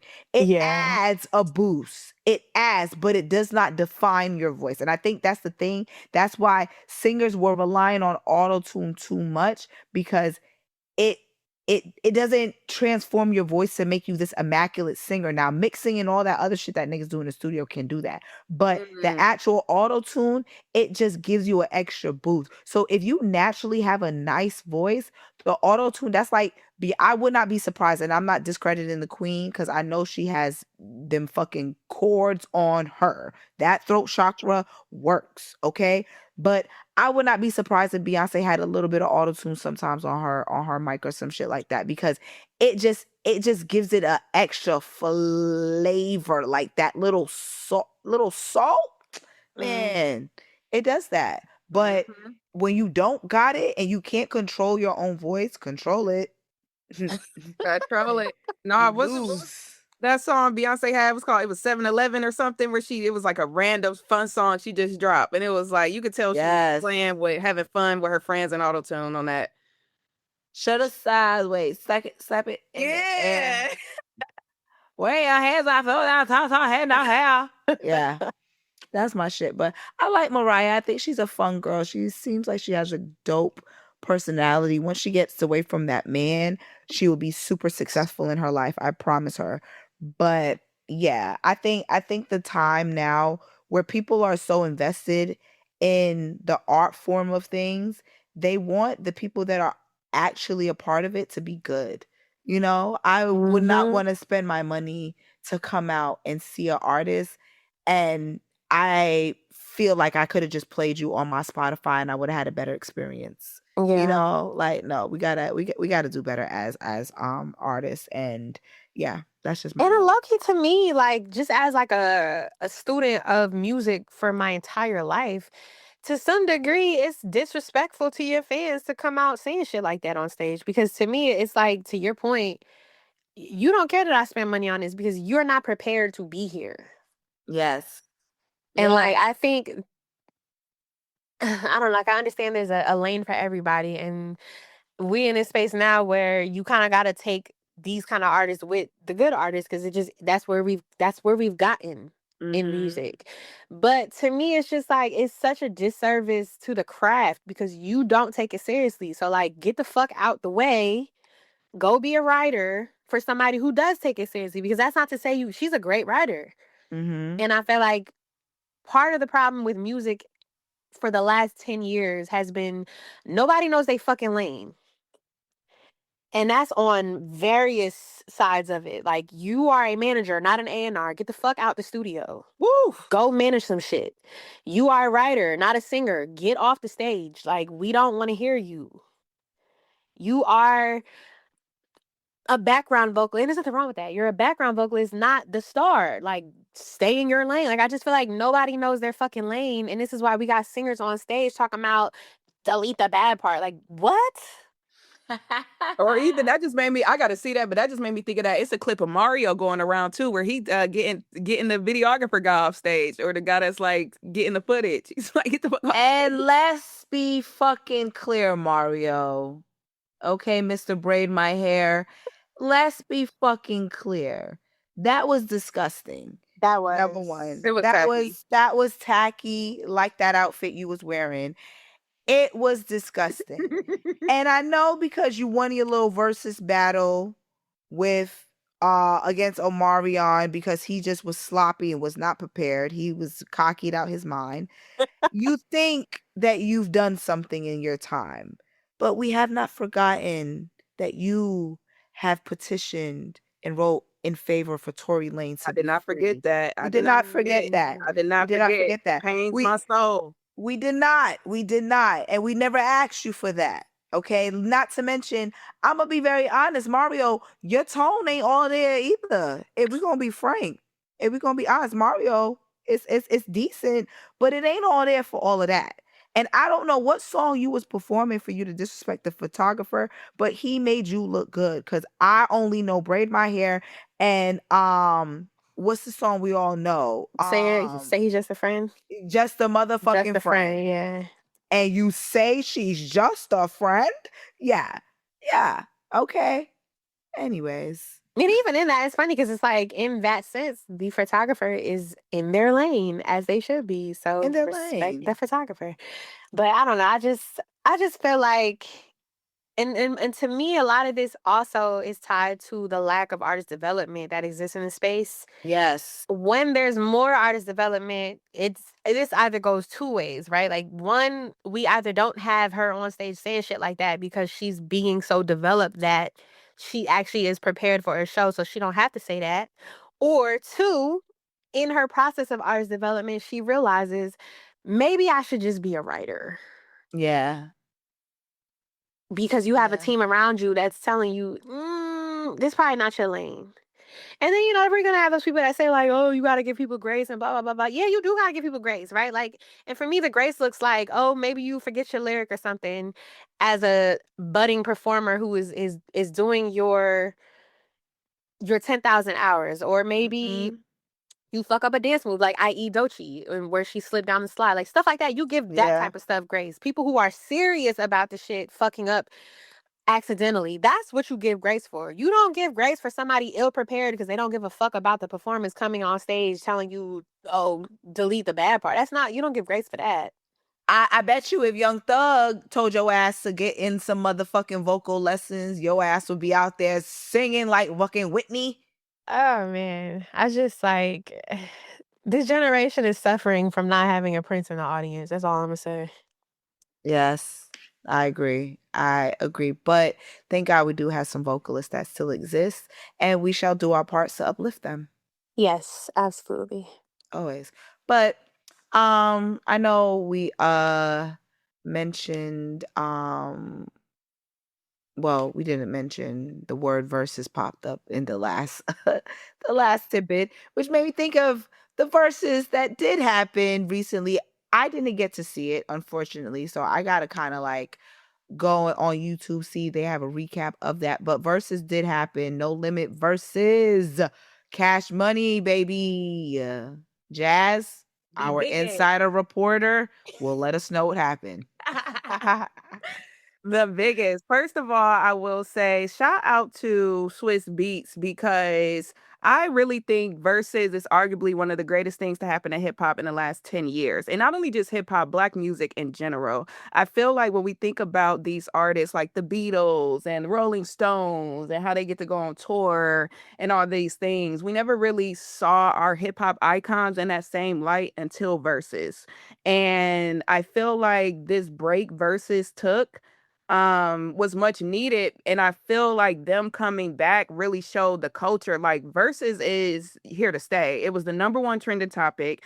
Everybody was talking about it, and let's just get into it. First of all, as a child of hip hop, like I can still smell the barbecue and see the jump ropes and the BDBs when I hear Bout It, No Limit. Like growing up in Cleveland, like No Limit Records was a huge like thing because of the correlation with New Orleans and things like that. So it was really great to see not only No Limit, but the Jadakiss of this versus freaking Mia X get her flowers. Like it was insane to see so many like OGs give her flowers in real time, champion her. Like if you go to Mia X's comments right now, like it's insane. From the Jadakiss to the Fat Joes of the world to the Raw Diggers to the Lady of Rages, like she's really getting her flowers. And between her and Juvenile, they really did held it down. Like Juvenile came out, performed 400 Degrees. That's how he started out, looking great.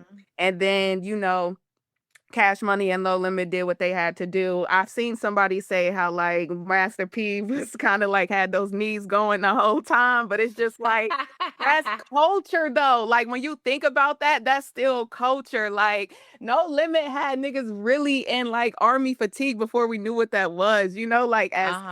kids. You know what I'm saying? Like when I think about the album covers between Cash Money and No Limit Records, like when we think about how people present again their music, like these are album covers that people are still, trying to like remake and put on t-shirts and stuff today. Like this Yep. whole just like aesthetic. I don't even know what you call it, like the way the album covers were created back then, but it was very like bling bling in your face, but like we had never seen it before. Like I feel like when you look at The all best ghetto era ever. yes, like and that's what I'm saying. Like the difference, like I think what it is too is this verses really showed you kind of like the beauty and like okay the ghetto and like the hood. Like yes, they can be similar to extent, but like when you're in the ghetto, and then but you also know when you're around some hood ass shit. And Yes. like Master P, I feel like is a great example of like just being kind of like a hood superhero. Like I don't know how to explain it, like but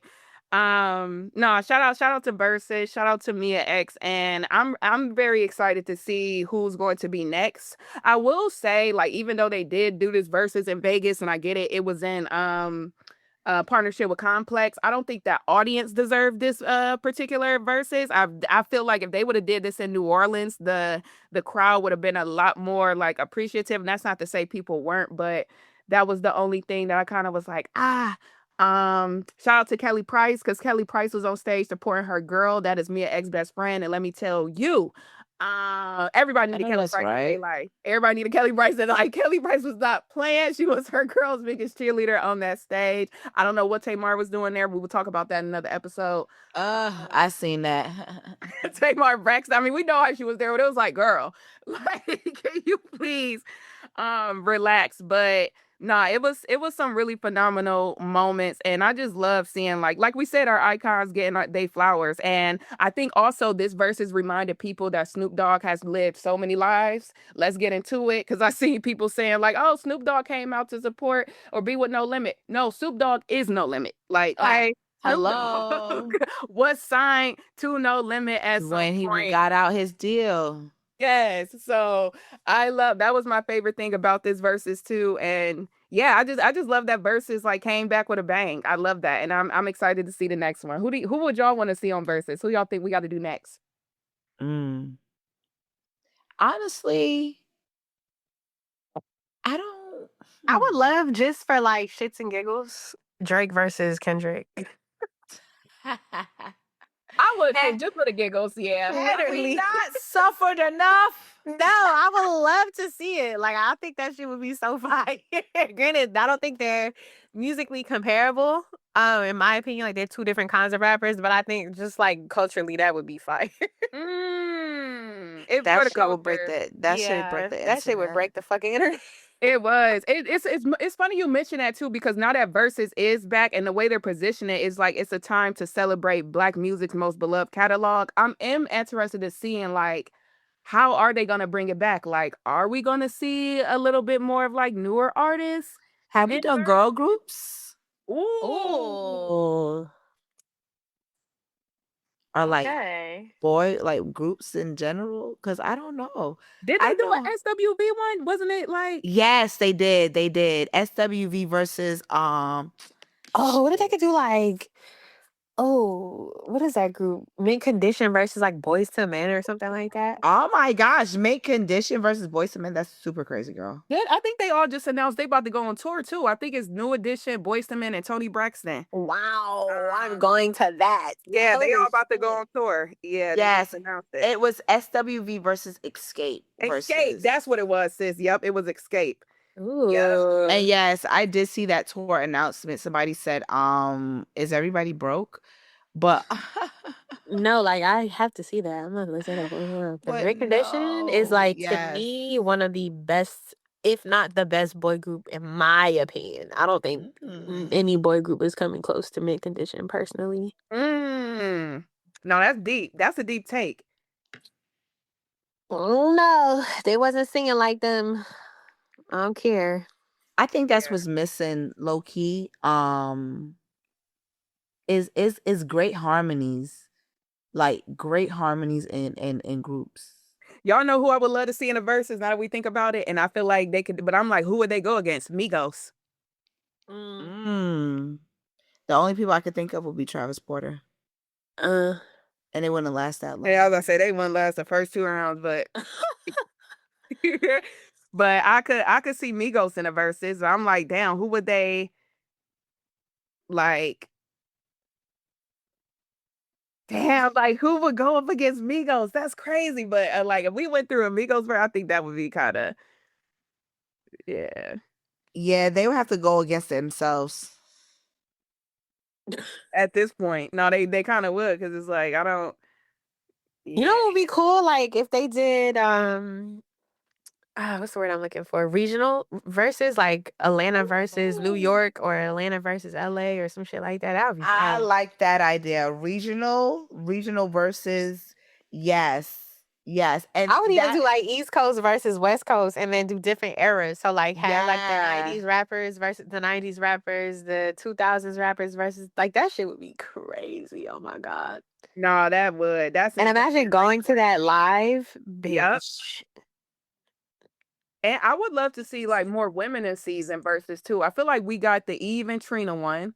Um, Mm. like we had that, but like I would love to see like, and that's again, that's why I'm so happy for this Mia X getting her flowers because I think she reminded people like, oh no, Mia X can still very rap. Not only just rap, she can hold her breath way better than the boys and keep going. Yeah. So I would love to see like more women like MCs and like verses. I think that would be dope. Mm-hmm. Yeah. Yeah, I would have to really sit and ponder, look at my little Spotify list and see who I would love to see.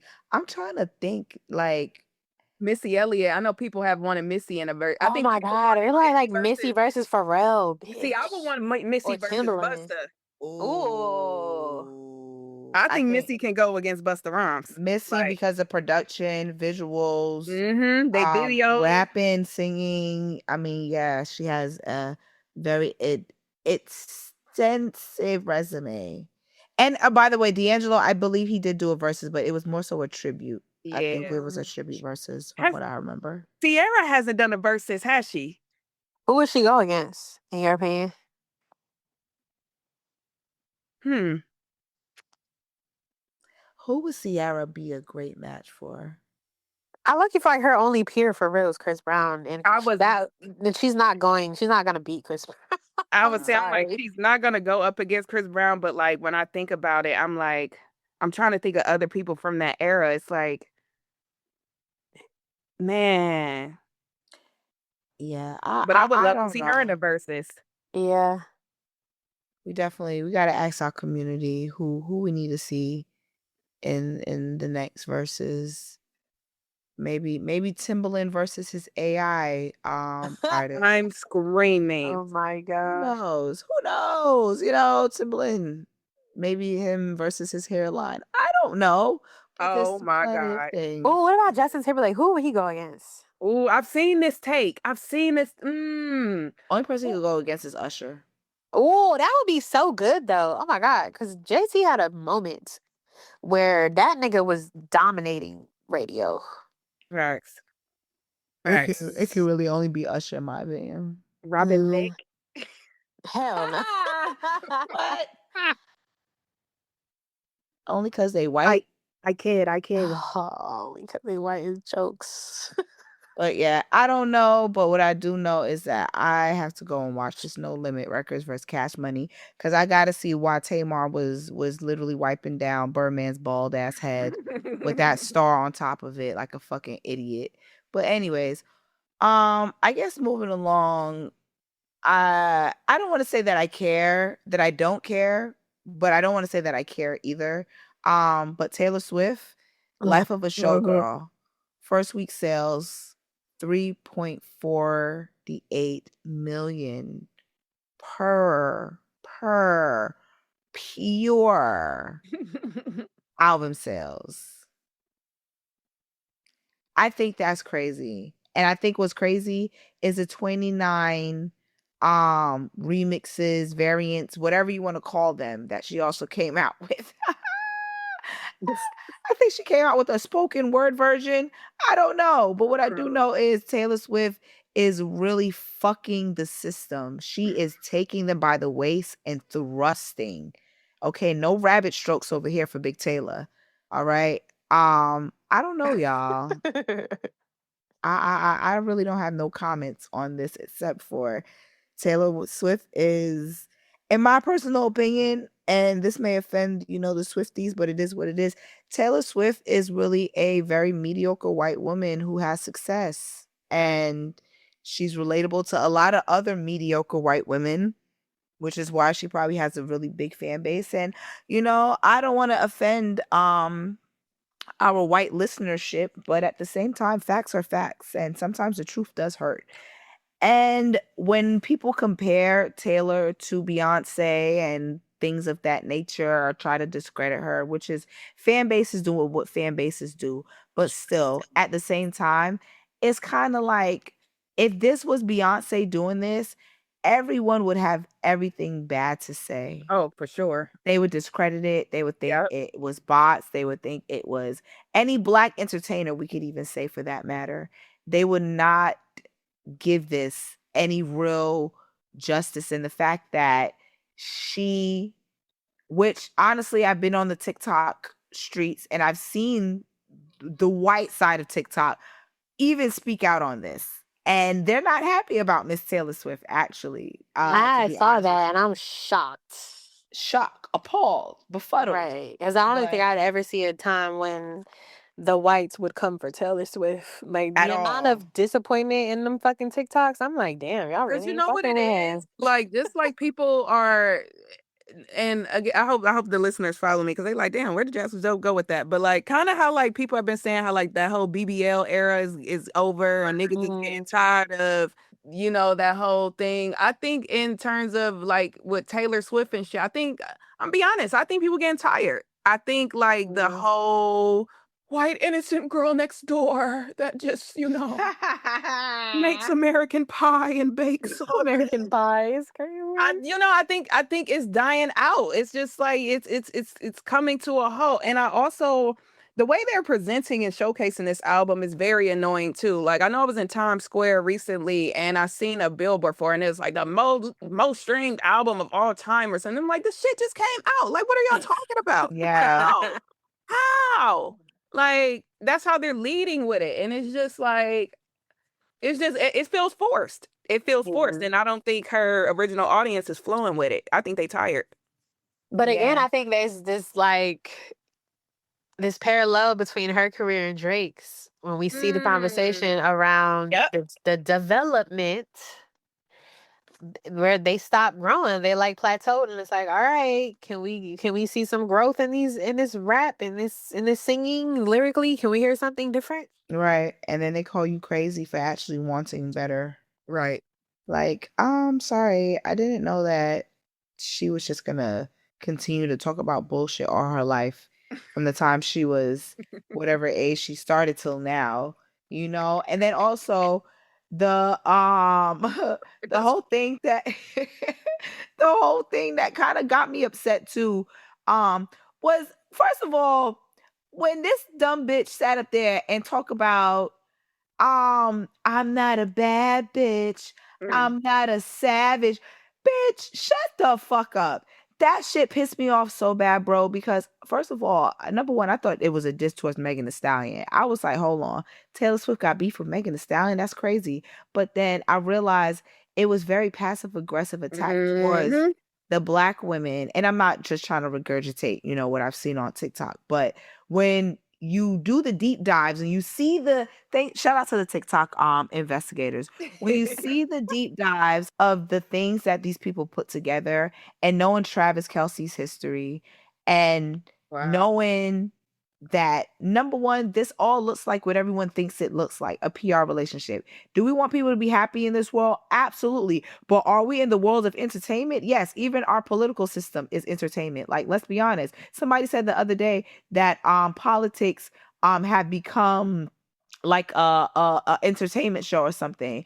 And somebody quoted and said, "You see, this is how I know you guys are not really in the political game, because politics have always been about entertainment. You have to entertain the masses to see who's going to like you most so you can get their votes." So the same thing kind of in a way applies to Taylor Swift, where it makes sense in the alignment of, her dating this white guy, American football, Travis Kelsey, and then the whole pushing the marriage agenda. You went from even posting about your liberation as being a woman who is okay with not having kids and just having cats, to now pushing the agenda of, marriage and wanting to be this freak bitch because you finally was able to pop your pussy for this white nigga. Like, it is crazy because Taylor, you are well in your 30s. You know what I'm saying? Like, you been bopping pussy, bitch. You have several boyfriends before this. Like, we know you was.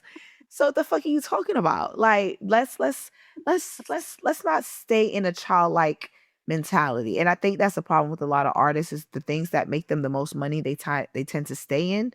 Because I tell you right now, you being in your 30s, your fan base shouldn't stay between 12-year-olds. I'm sorry. It shouldn't stay between tweens and teenagers. It should be adults and maybe young ladies, but you should still have a fan base of adults, people that have grew with you. Mm-hmm. And see, this is why Beyonce and Hove will always be my goats, because they've been able to constantly reinvent themselves over the years, and it never sounds dated. It's always fresh, and it's always highly intentional, and it always sounds good. And it's just like, I can't really give none of y'all niggas too many excuses, because if they could do it, you can. What are we talking about? Literally, they do it all the time. What are you talking about? Even with D'Angelo coming out, taking a break and pause in his music and coming back with Black Messiah, it's like, what? Right. You know what I'm saying? Like, Black Messiah don't sound like Voodoo, Voodoo don't sound like Brown Sugar, but like, yeah, shout out to Evolution. Yeah. Evolution's And that's why I will always be a #1 champion for take a break if you need it. Yep. Take a break. And speaking of taking breaks, we're gonna have some real girl talk here at the condo. You know what I'm saying? Because our good sister Megan Thee Stallion has dropped her new single, Lover Girl, a song and a video. And I think, the conversation circulating around the song, I want to get into, because I've seen mixed reviews for this Lover Girl song. If I can be honest, I did listen to it, and I'll give my personal critique and say that I did enjoy the song. I do, however, feel like it was too long. 4 minutes. Megan, we know you are in love, girl. We get it. Okay. I'm dead. I love that the hot girl is now a lover girl. Okay. Pimps down, pimps down. But I just think the song was just too long. That's really my only qualm. And I would have cut the pop that pussy for your nigga, pop that a little shorter. We get it. We're going to pop this pussy for our nigga. But outside of that, I do love this space of Megan Thee Stallion. Number one, when she's in it. And I think this relationship, and this is not on some parasocial bullshit, but this is just to say that love does bring the best out of people. You know what I'm saying? It does bring a different side out of people. And I'm glad that she utilized this beat. I do want to see more production from Megan, and I do want her to get a real solid team of creators, because the hot girl that we all have fell in love with from day one, I do think is still embedded in her. And I do think all of the things that she's been through, kind of, I don't want to say made anything dilute in a way, but the pen has always been penning, but we just know we just need to learn how to, like, more so craft a hit, if that makes sense. And I don't know exactly what it takes to craft a hit, if I could be frank. But what I do know is that Megan is talented, and I want to hear more music from Megan, just in, with better direction for her. But so far, Lover Girl, I do want to give flowers to my good friend Jacob Dior for producing the track. I went viral on TikTok for being a sound. He literally has been producing for just 2 months. literally, and just randomly was like, I'm gonna make this beat and made it. And he's been putting out his mashups. Those of you that know, he's done a lot of different arrangements for the Beyonce Cowboy Carter tour, and he did the very popular Gorilla and Diva mashup and all a lot of other mashups that he has. But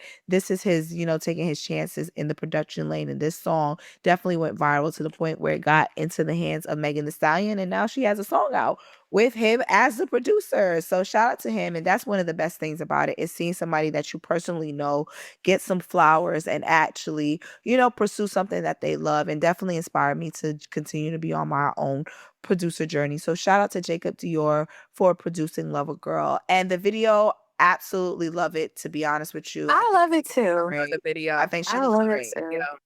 I would say I did see a take that I thought was a good one. And it's not to discredit the video, but I saw this girl saying like, I would love to see, or I would have loved to see rather, like, something a little calmer with her just like throwback on the phone, talking into the phone or some shit, like she laying on the bed. Like that would have been cute too. Brother, But keyword, it would have been cute too. I'm not mad at the video as is. I feel like people are tearing her down for the video, like it's like she doing too much, and it's like, we also got to remember who the artist is. Like, I think this is very on brand for her. So why are we acting brand new about it all of a sudden? Like, I don't think there's anything wrong with it. I think the video looks fire. It's very Beyonce-esque in my opinion. Yeah, it was given. I agree. It was given like Beyonce and Sierra inspired. Yeah, especially the black and white. Like, what are we? Come on. And I love too that I just love that she took a great 90s R&B record song, and shout out to the producer too, because that is one of like, if not my favorite R&B song from a group of all time. I agree. I wish the song was maybe 3 minutes. However, even though it's 4 minutes, though, I do appreciate that it's 4 minutes, because Gen Z need to see that. Like Gen Z, Yeah, need that's to see, true. like, That's true. so that's the part that I do appreciate, but I do wish it was like 3 minutes, just because I feel like certain parts are just like, And also too, I've seen some takes of this, like, oh, she's in her lover era. It's like, yes, this is her making a love song with a public relationship, but like Megan has talked about love before. Like, I thought about her Tina Snow album when I first saw the cover, because I'm like, it's giving she wants to tap back into Tina Snow. So I love that, and I just love seeing her happy, yeah. given everything she's been through. Like, It's funny too, because on that tip, I'm seeing videos and photos surface of her and what the fuck is his name? Clay. And Yes. he's starting to look flyer now that he's okay, like he had on that denim set the other day. I was like, nigga, you was never fly like that that. Get the catfish is fuck- catfishing. That catfish. Spaghetti. She got two cats that's, catching little Clay over there. Okay, shout out to Megan Thee Stallion. I love it though, because she's turning him up. Because like now it's like, oh, he's She coming is. down. Okay, Y'all can never I make see me the hate vision. Megan. Never. Okay, I've always been a fan. Love her. And you're absolutely right. Women do be making men look great. Okay. Okay. Yup. It is what it is. It is what it is. But anyway, shout out to Lover Girl and all the real Lover Girls out there. You know what I'm saying? So I love it. And it's perfect time because it is cuffing season. I see somebody said this would have been better to fall in line in February, but let's be completely honest. The time span of people, you only want it in February because that's the song you will use the most. But guess what? She dropped it during a time where everyone's in cuffing season now. It's getting cold outside. Niggas is homeless, so they looking for homes and people to stay with. So relationships are going to be on a rise. But come February, people are going to utilize that sound. I promise you. Literally, she might drop a remix. Like, come on. And I wouldn't be mad if she do that. I wouldn't be mad. But anyways, moving right along. I don't know if you guys want to touch on this Remy Ma or Keke Palmer thing. I don't really care. Next episode. No, I'm just kidding. Okay, on next episode. But some quick updates in the TV world and the sports world, of course. First and foremost, Angel Reese. We got to give our sister her big, big, big motherfucking flowers and some basketballs, I guess. Try to make it sound cute. Anyways, the basketball Barbie, definitely is doing her motherfucking thing. I recently seen her walk for the Victoria's Secret fashion show, and I think she did phenomenal. I think she looked good. Body was C, face was immaculate. Like Angel Reese, they could never make me hate you. And the other one, what's the other girl that Aja Wilson, Ajay? How you say her name? Aja is so funny. It's Asia. Asia, yes. I said this mean, last time too. we did. She did. But Aja Wilson, they can never make me hate these black queens. And I'm not really in the WNBA streets like that. But I do support from afar because it's women. And I used to play basketball growing up too. So I'm always going to be a ride or die for the WNBA. But yes, shout out to her. I don't know, Jazz. I know you had a lot more on Angel Reese because she's been doing her motherfucking thing. Yeah, I just love that she's transcending sports. I don't think we've ever seen it. I love that she is literally redefining what it means to be an athlete. And I don't think we've ever seen like fashion and basketball come together like this. So shout out to her. I love that. Shout out to Angel Reese. And also in TV land, the Vince Staples show is officially coming back. Okay, one of my favorite shows. Season 2 trailer has officially dropped, so we can look forward to Mr. Staples doing it again on this here Netflix. After that, I just may have to cancel my account because the economy is bad. You know what I'm saying? It's going crazy. But yes, I'm excited for season 2 of the Vince Staples show. Have you guys ever watched it? Yes, I love the Ben Staples show. I'm a big fan. It's funny. haven't personally. Please do, sis. Please do. Please take some time and watch it. I gotta get back into television. I'm not gonna lie. So like, I don't know. Since the summer kind of wrapped, I haven't really been watching shit except for like throwback 80s and 90s movies. But I haven't really like. There's a bunch of shows I need to watch. There's a bunch of like newer movies I need to watch. Like I just don't really be in the mood for TV anymore. I feel that. Yeah, my mom watches it too. She loves her and my nephew. They watch it. They love Ben Staples show. Okay. Well, that's about the updates that we got for you guys here on a Reasonable Dialogue podcast. But we're going to get into our favorite section before we get up out this condo because we do got things to do. And it is the set list where we give you all of our favorite things that we've been listening to, entertaining, being at, seeing, whatever it is. We put it on this here set list. And this week's set list, I don't know who wants to go first because I don't mind this week. Okay, I'll go after you. Okay, all right. It's gonna be quick. So this week, of course, live from the motherfucking Swamp Tour. That's on the set list because we have literally a few shows left. It seems like it just started, but it is completely going amazing. So I just want everybody that's been there so far and those that are going to be coming to the show to really just, thank you for coming. But also we can't wait to see you guys. So Live from the Swamp officially is, on my set list because I'm just enjoying this time. Anyway, songs that I've been listening to. Okay, so how do you say this, folks? Leon Thomas, brand new project that he just dropped. Shout out to him. I definitely am feeling this. My Muse, Feel Alive, and 5 More Minutes definitely are some of my vibes from that project that he dropped. Party of Two dropped a brand new album, America's Next Top Party. Absolutely love this duo. When I say rap, sing, giving you all types of vibes of music, phenomenal. Definitely fuck with them. So shout out to Party of Two. They have such great music, and this project is definitely something that everyone should definitely tap into. I don't know, y'all. I've still been on Am I the Drama. I'm not gonna lie, Cardi B, she put her whole puss into this specific song though. I'm gonna have to say Shower Tears featuring Summer Walker. I think this is Cardi and Summer Walker's like best collaboration. I absolutely love the song. I want to hear it on radio. I think it's a really cute mid-tempo R&B bop that the girls should really get into. Who else have I been listening to? That's about it, y'all. That's all I got on my set list. And yeah. I love that, sis. I love that. I love that Cardi B's album is still in rotation because it just proves that the replay value is there. For my I'm so sorry. Last one. New single drop with my homie Ola and Ye Ali called Handyman. I have some vocals on it. So shout out to my homie for dropping a song and having me featured on the song as well. I'm not singing on it, y'all, so don't expect me to be singing. I thought you were talking about some vocals. Like, ooh, okay, like I don't want to sound like Mariah the Scientist out here, so I want to do my best. But I do have some, some skit parts that I did because I did say I want to do some skits more and shit like that on music. So shout out to Ola and the Handyman one song that we dropped. So yeah. Anyways, go ahead, Jazz. My bad. You're good, love. I definitely have Mia X's versus performance on my set list. Mia X came ready for combat. She was a soldier through and through from the beginning to the end. So shout out to her for being a master of ceremony. I also have the first ever song that I heard with Mia X on it that my mom introduced me to. Yes, Mia X was the first woman in hip hop I heard, and it's Ghetto Symphony. So y'all should go check that out. It's by Snoop Dogg, Mia X, Mystico, C Murder, Shook the Shocker, Fiend, and Goldie Loke. I also got Mr. Ice Cream Man by Master P and Silk the Shocker on here because that was one of my favorite No Limit records back in the day too.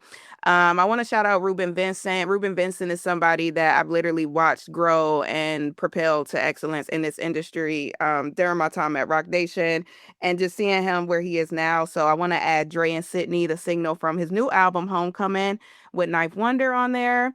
Shout out to the Cool Kids. If you are a Block era baby like myself, then you know the Cool Kids was those ones. They have a new album out called Hot Top Fade that is super, super dope. I'm really loving Livewire and Rockbox.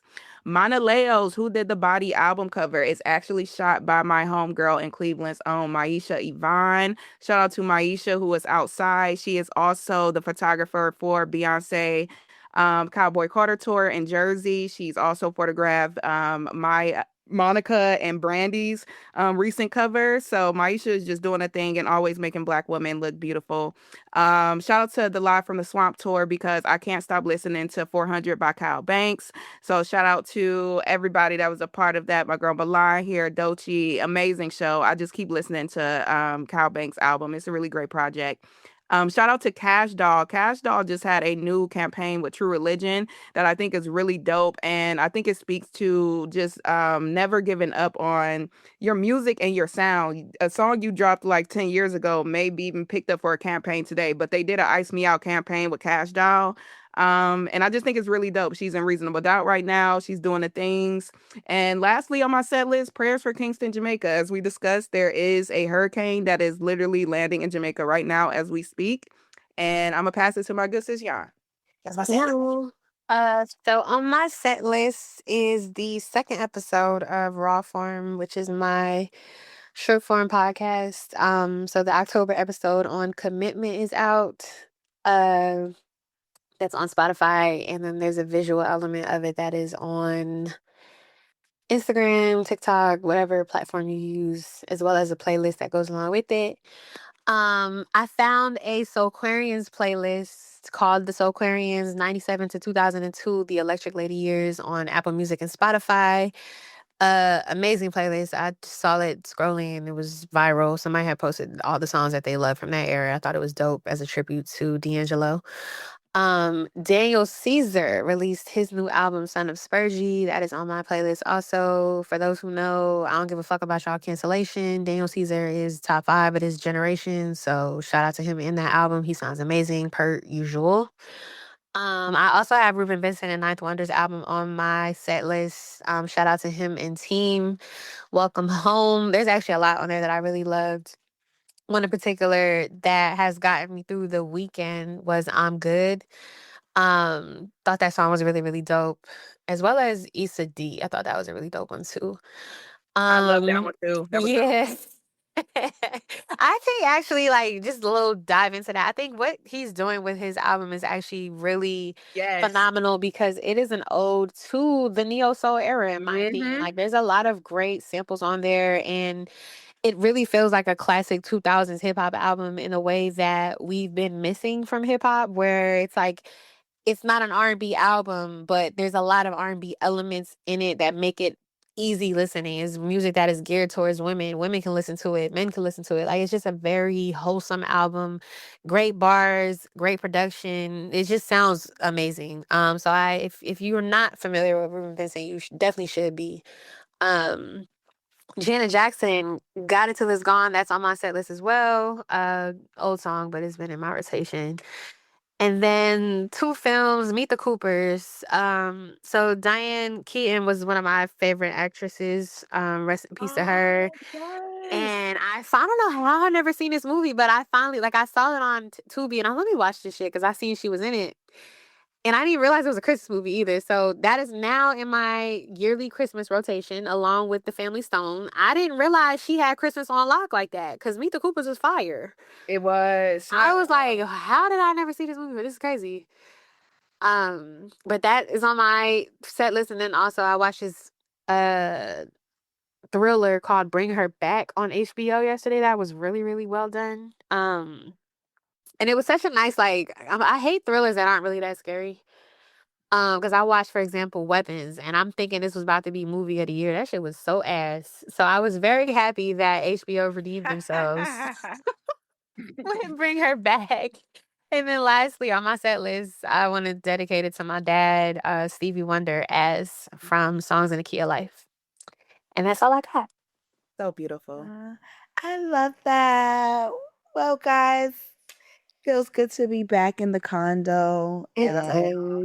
Grateful to have this episode with my sisters. Of course, make sure you guys continue to support the podcast by following us individually and collectively on the Reasonable Dialogue Twitter and Instagram page. Stay up to date by joining the community on Twitter because we do have some pop-up spaces that we, have a little homecoming, or what is it called when people come over?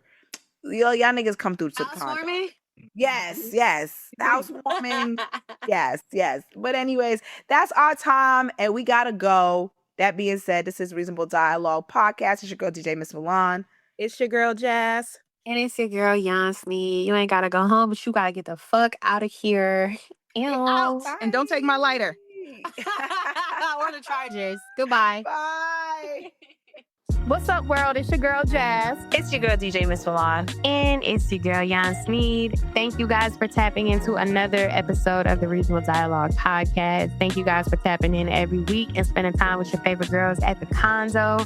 We really, really appreciate the love you guys pour into us. And if you're rocking with the conversations, make sure you follow us on all socials. We are on Twitter, Instagram, and YouTube at Reasonable Dialogue. And be sure to rate, subscribe, comment, like, tell a friend to tell a friend, and be sure to stay reasonable.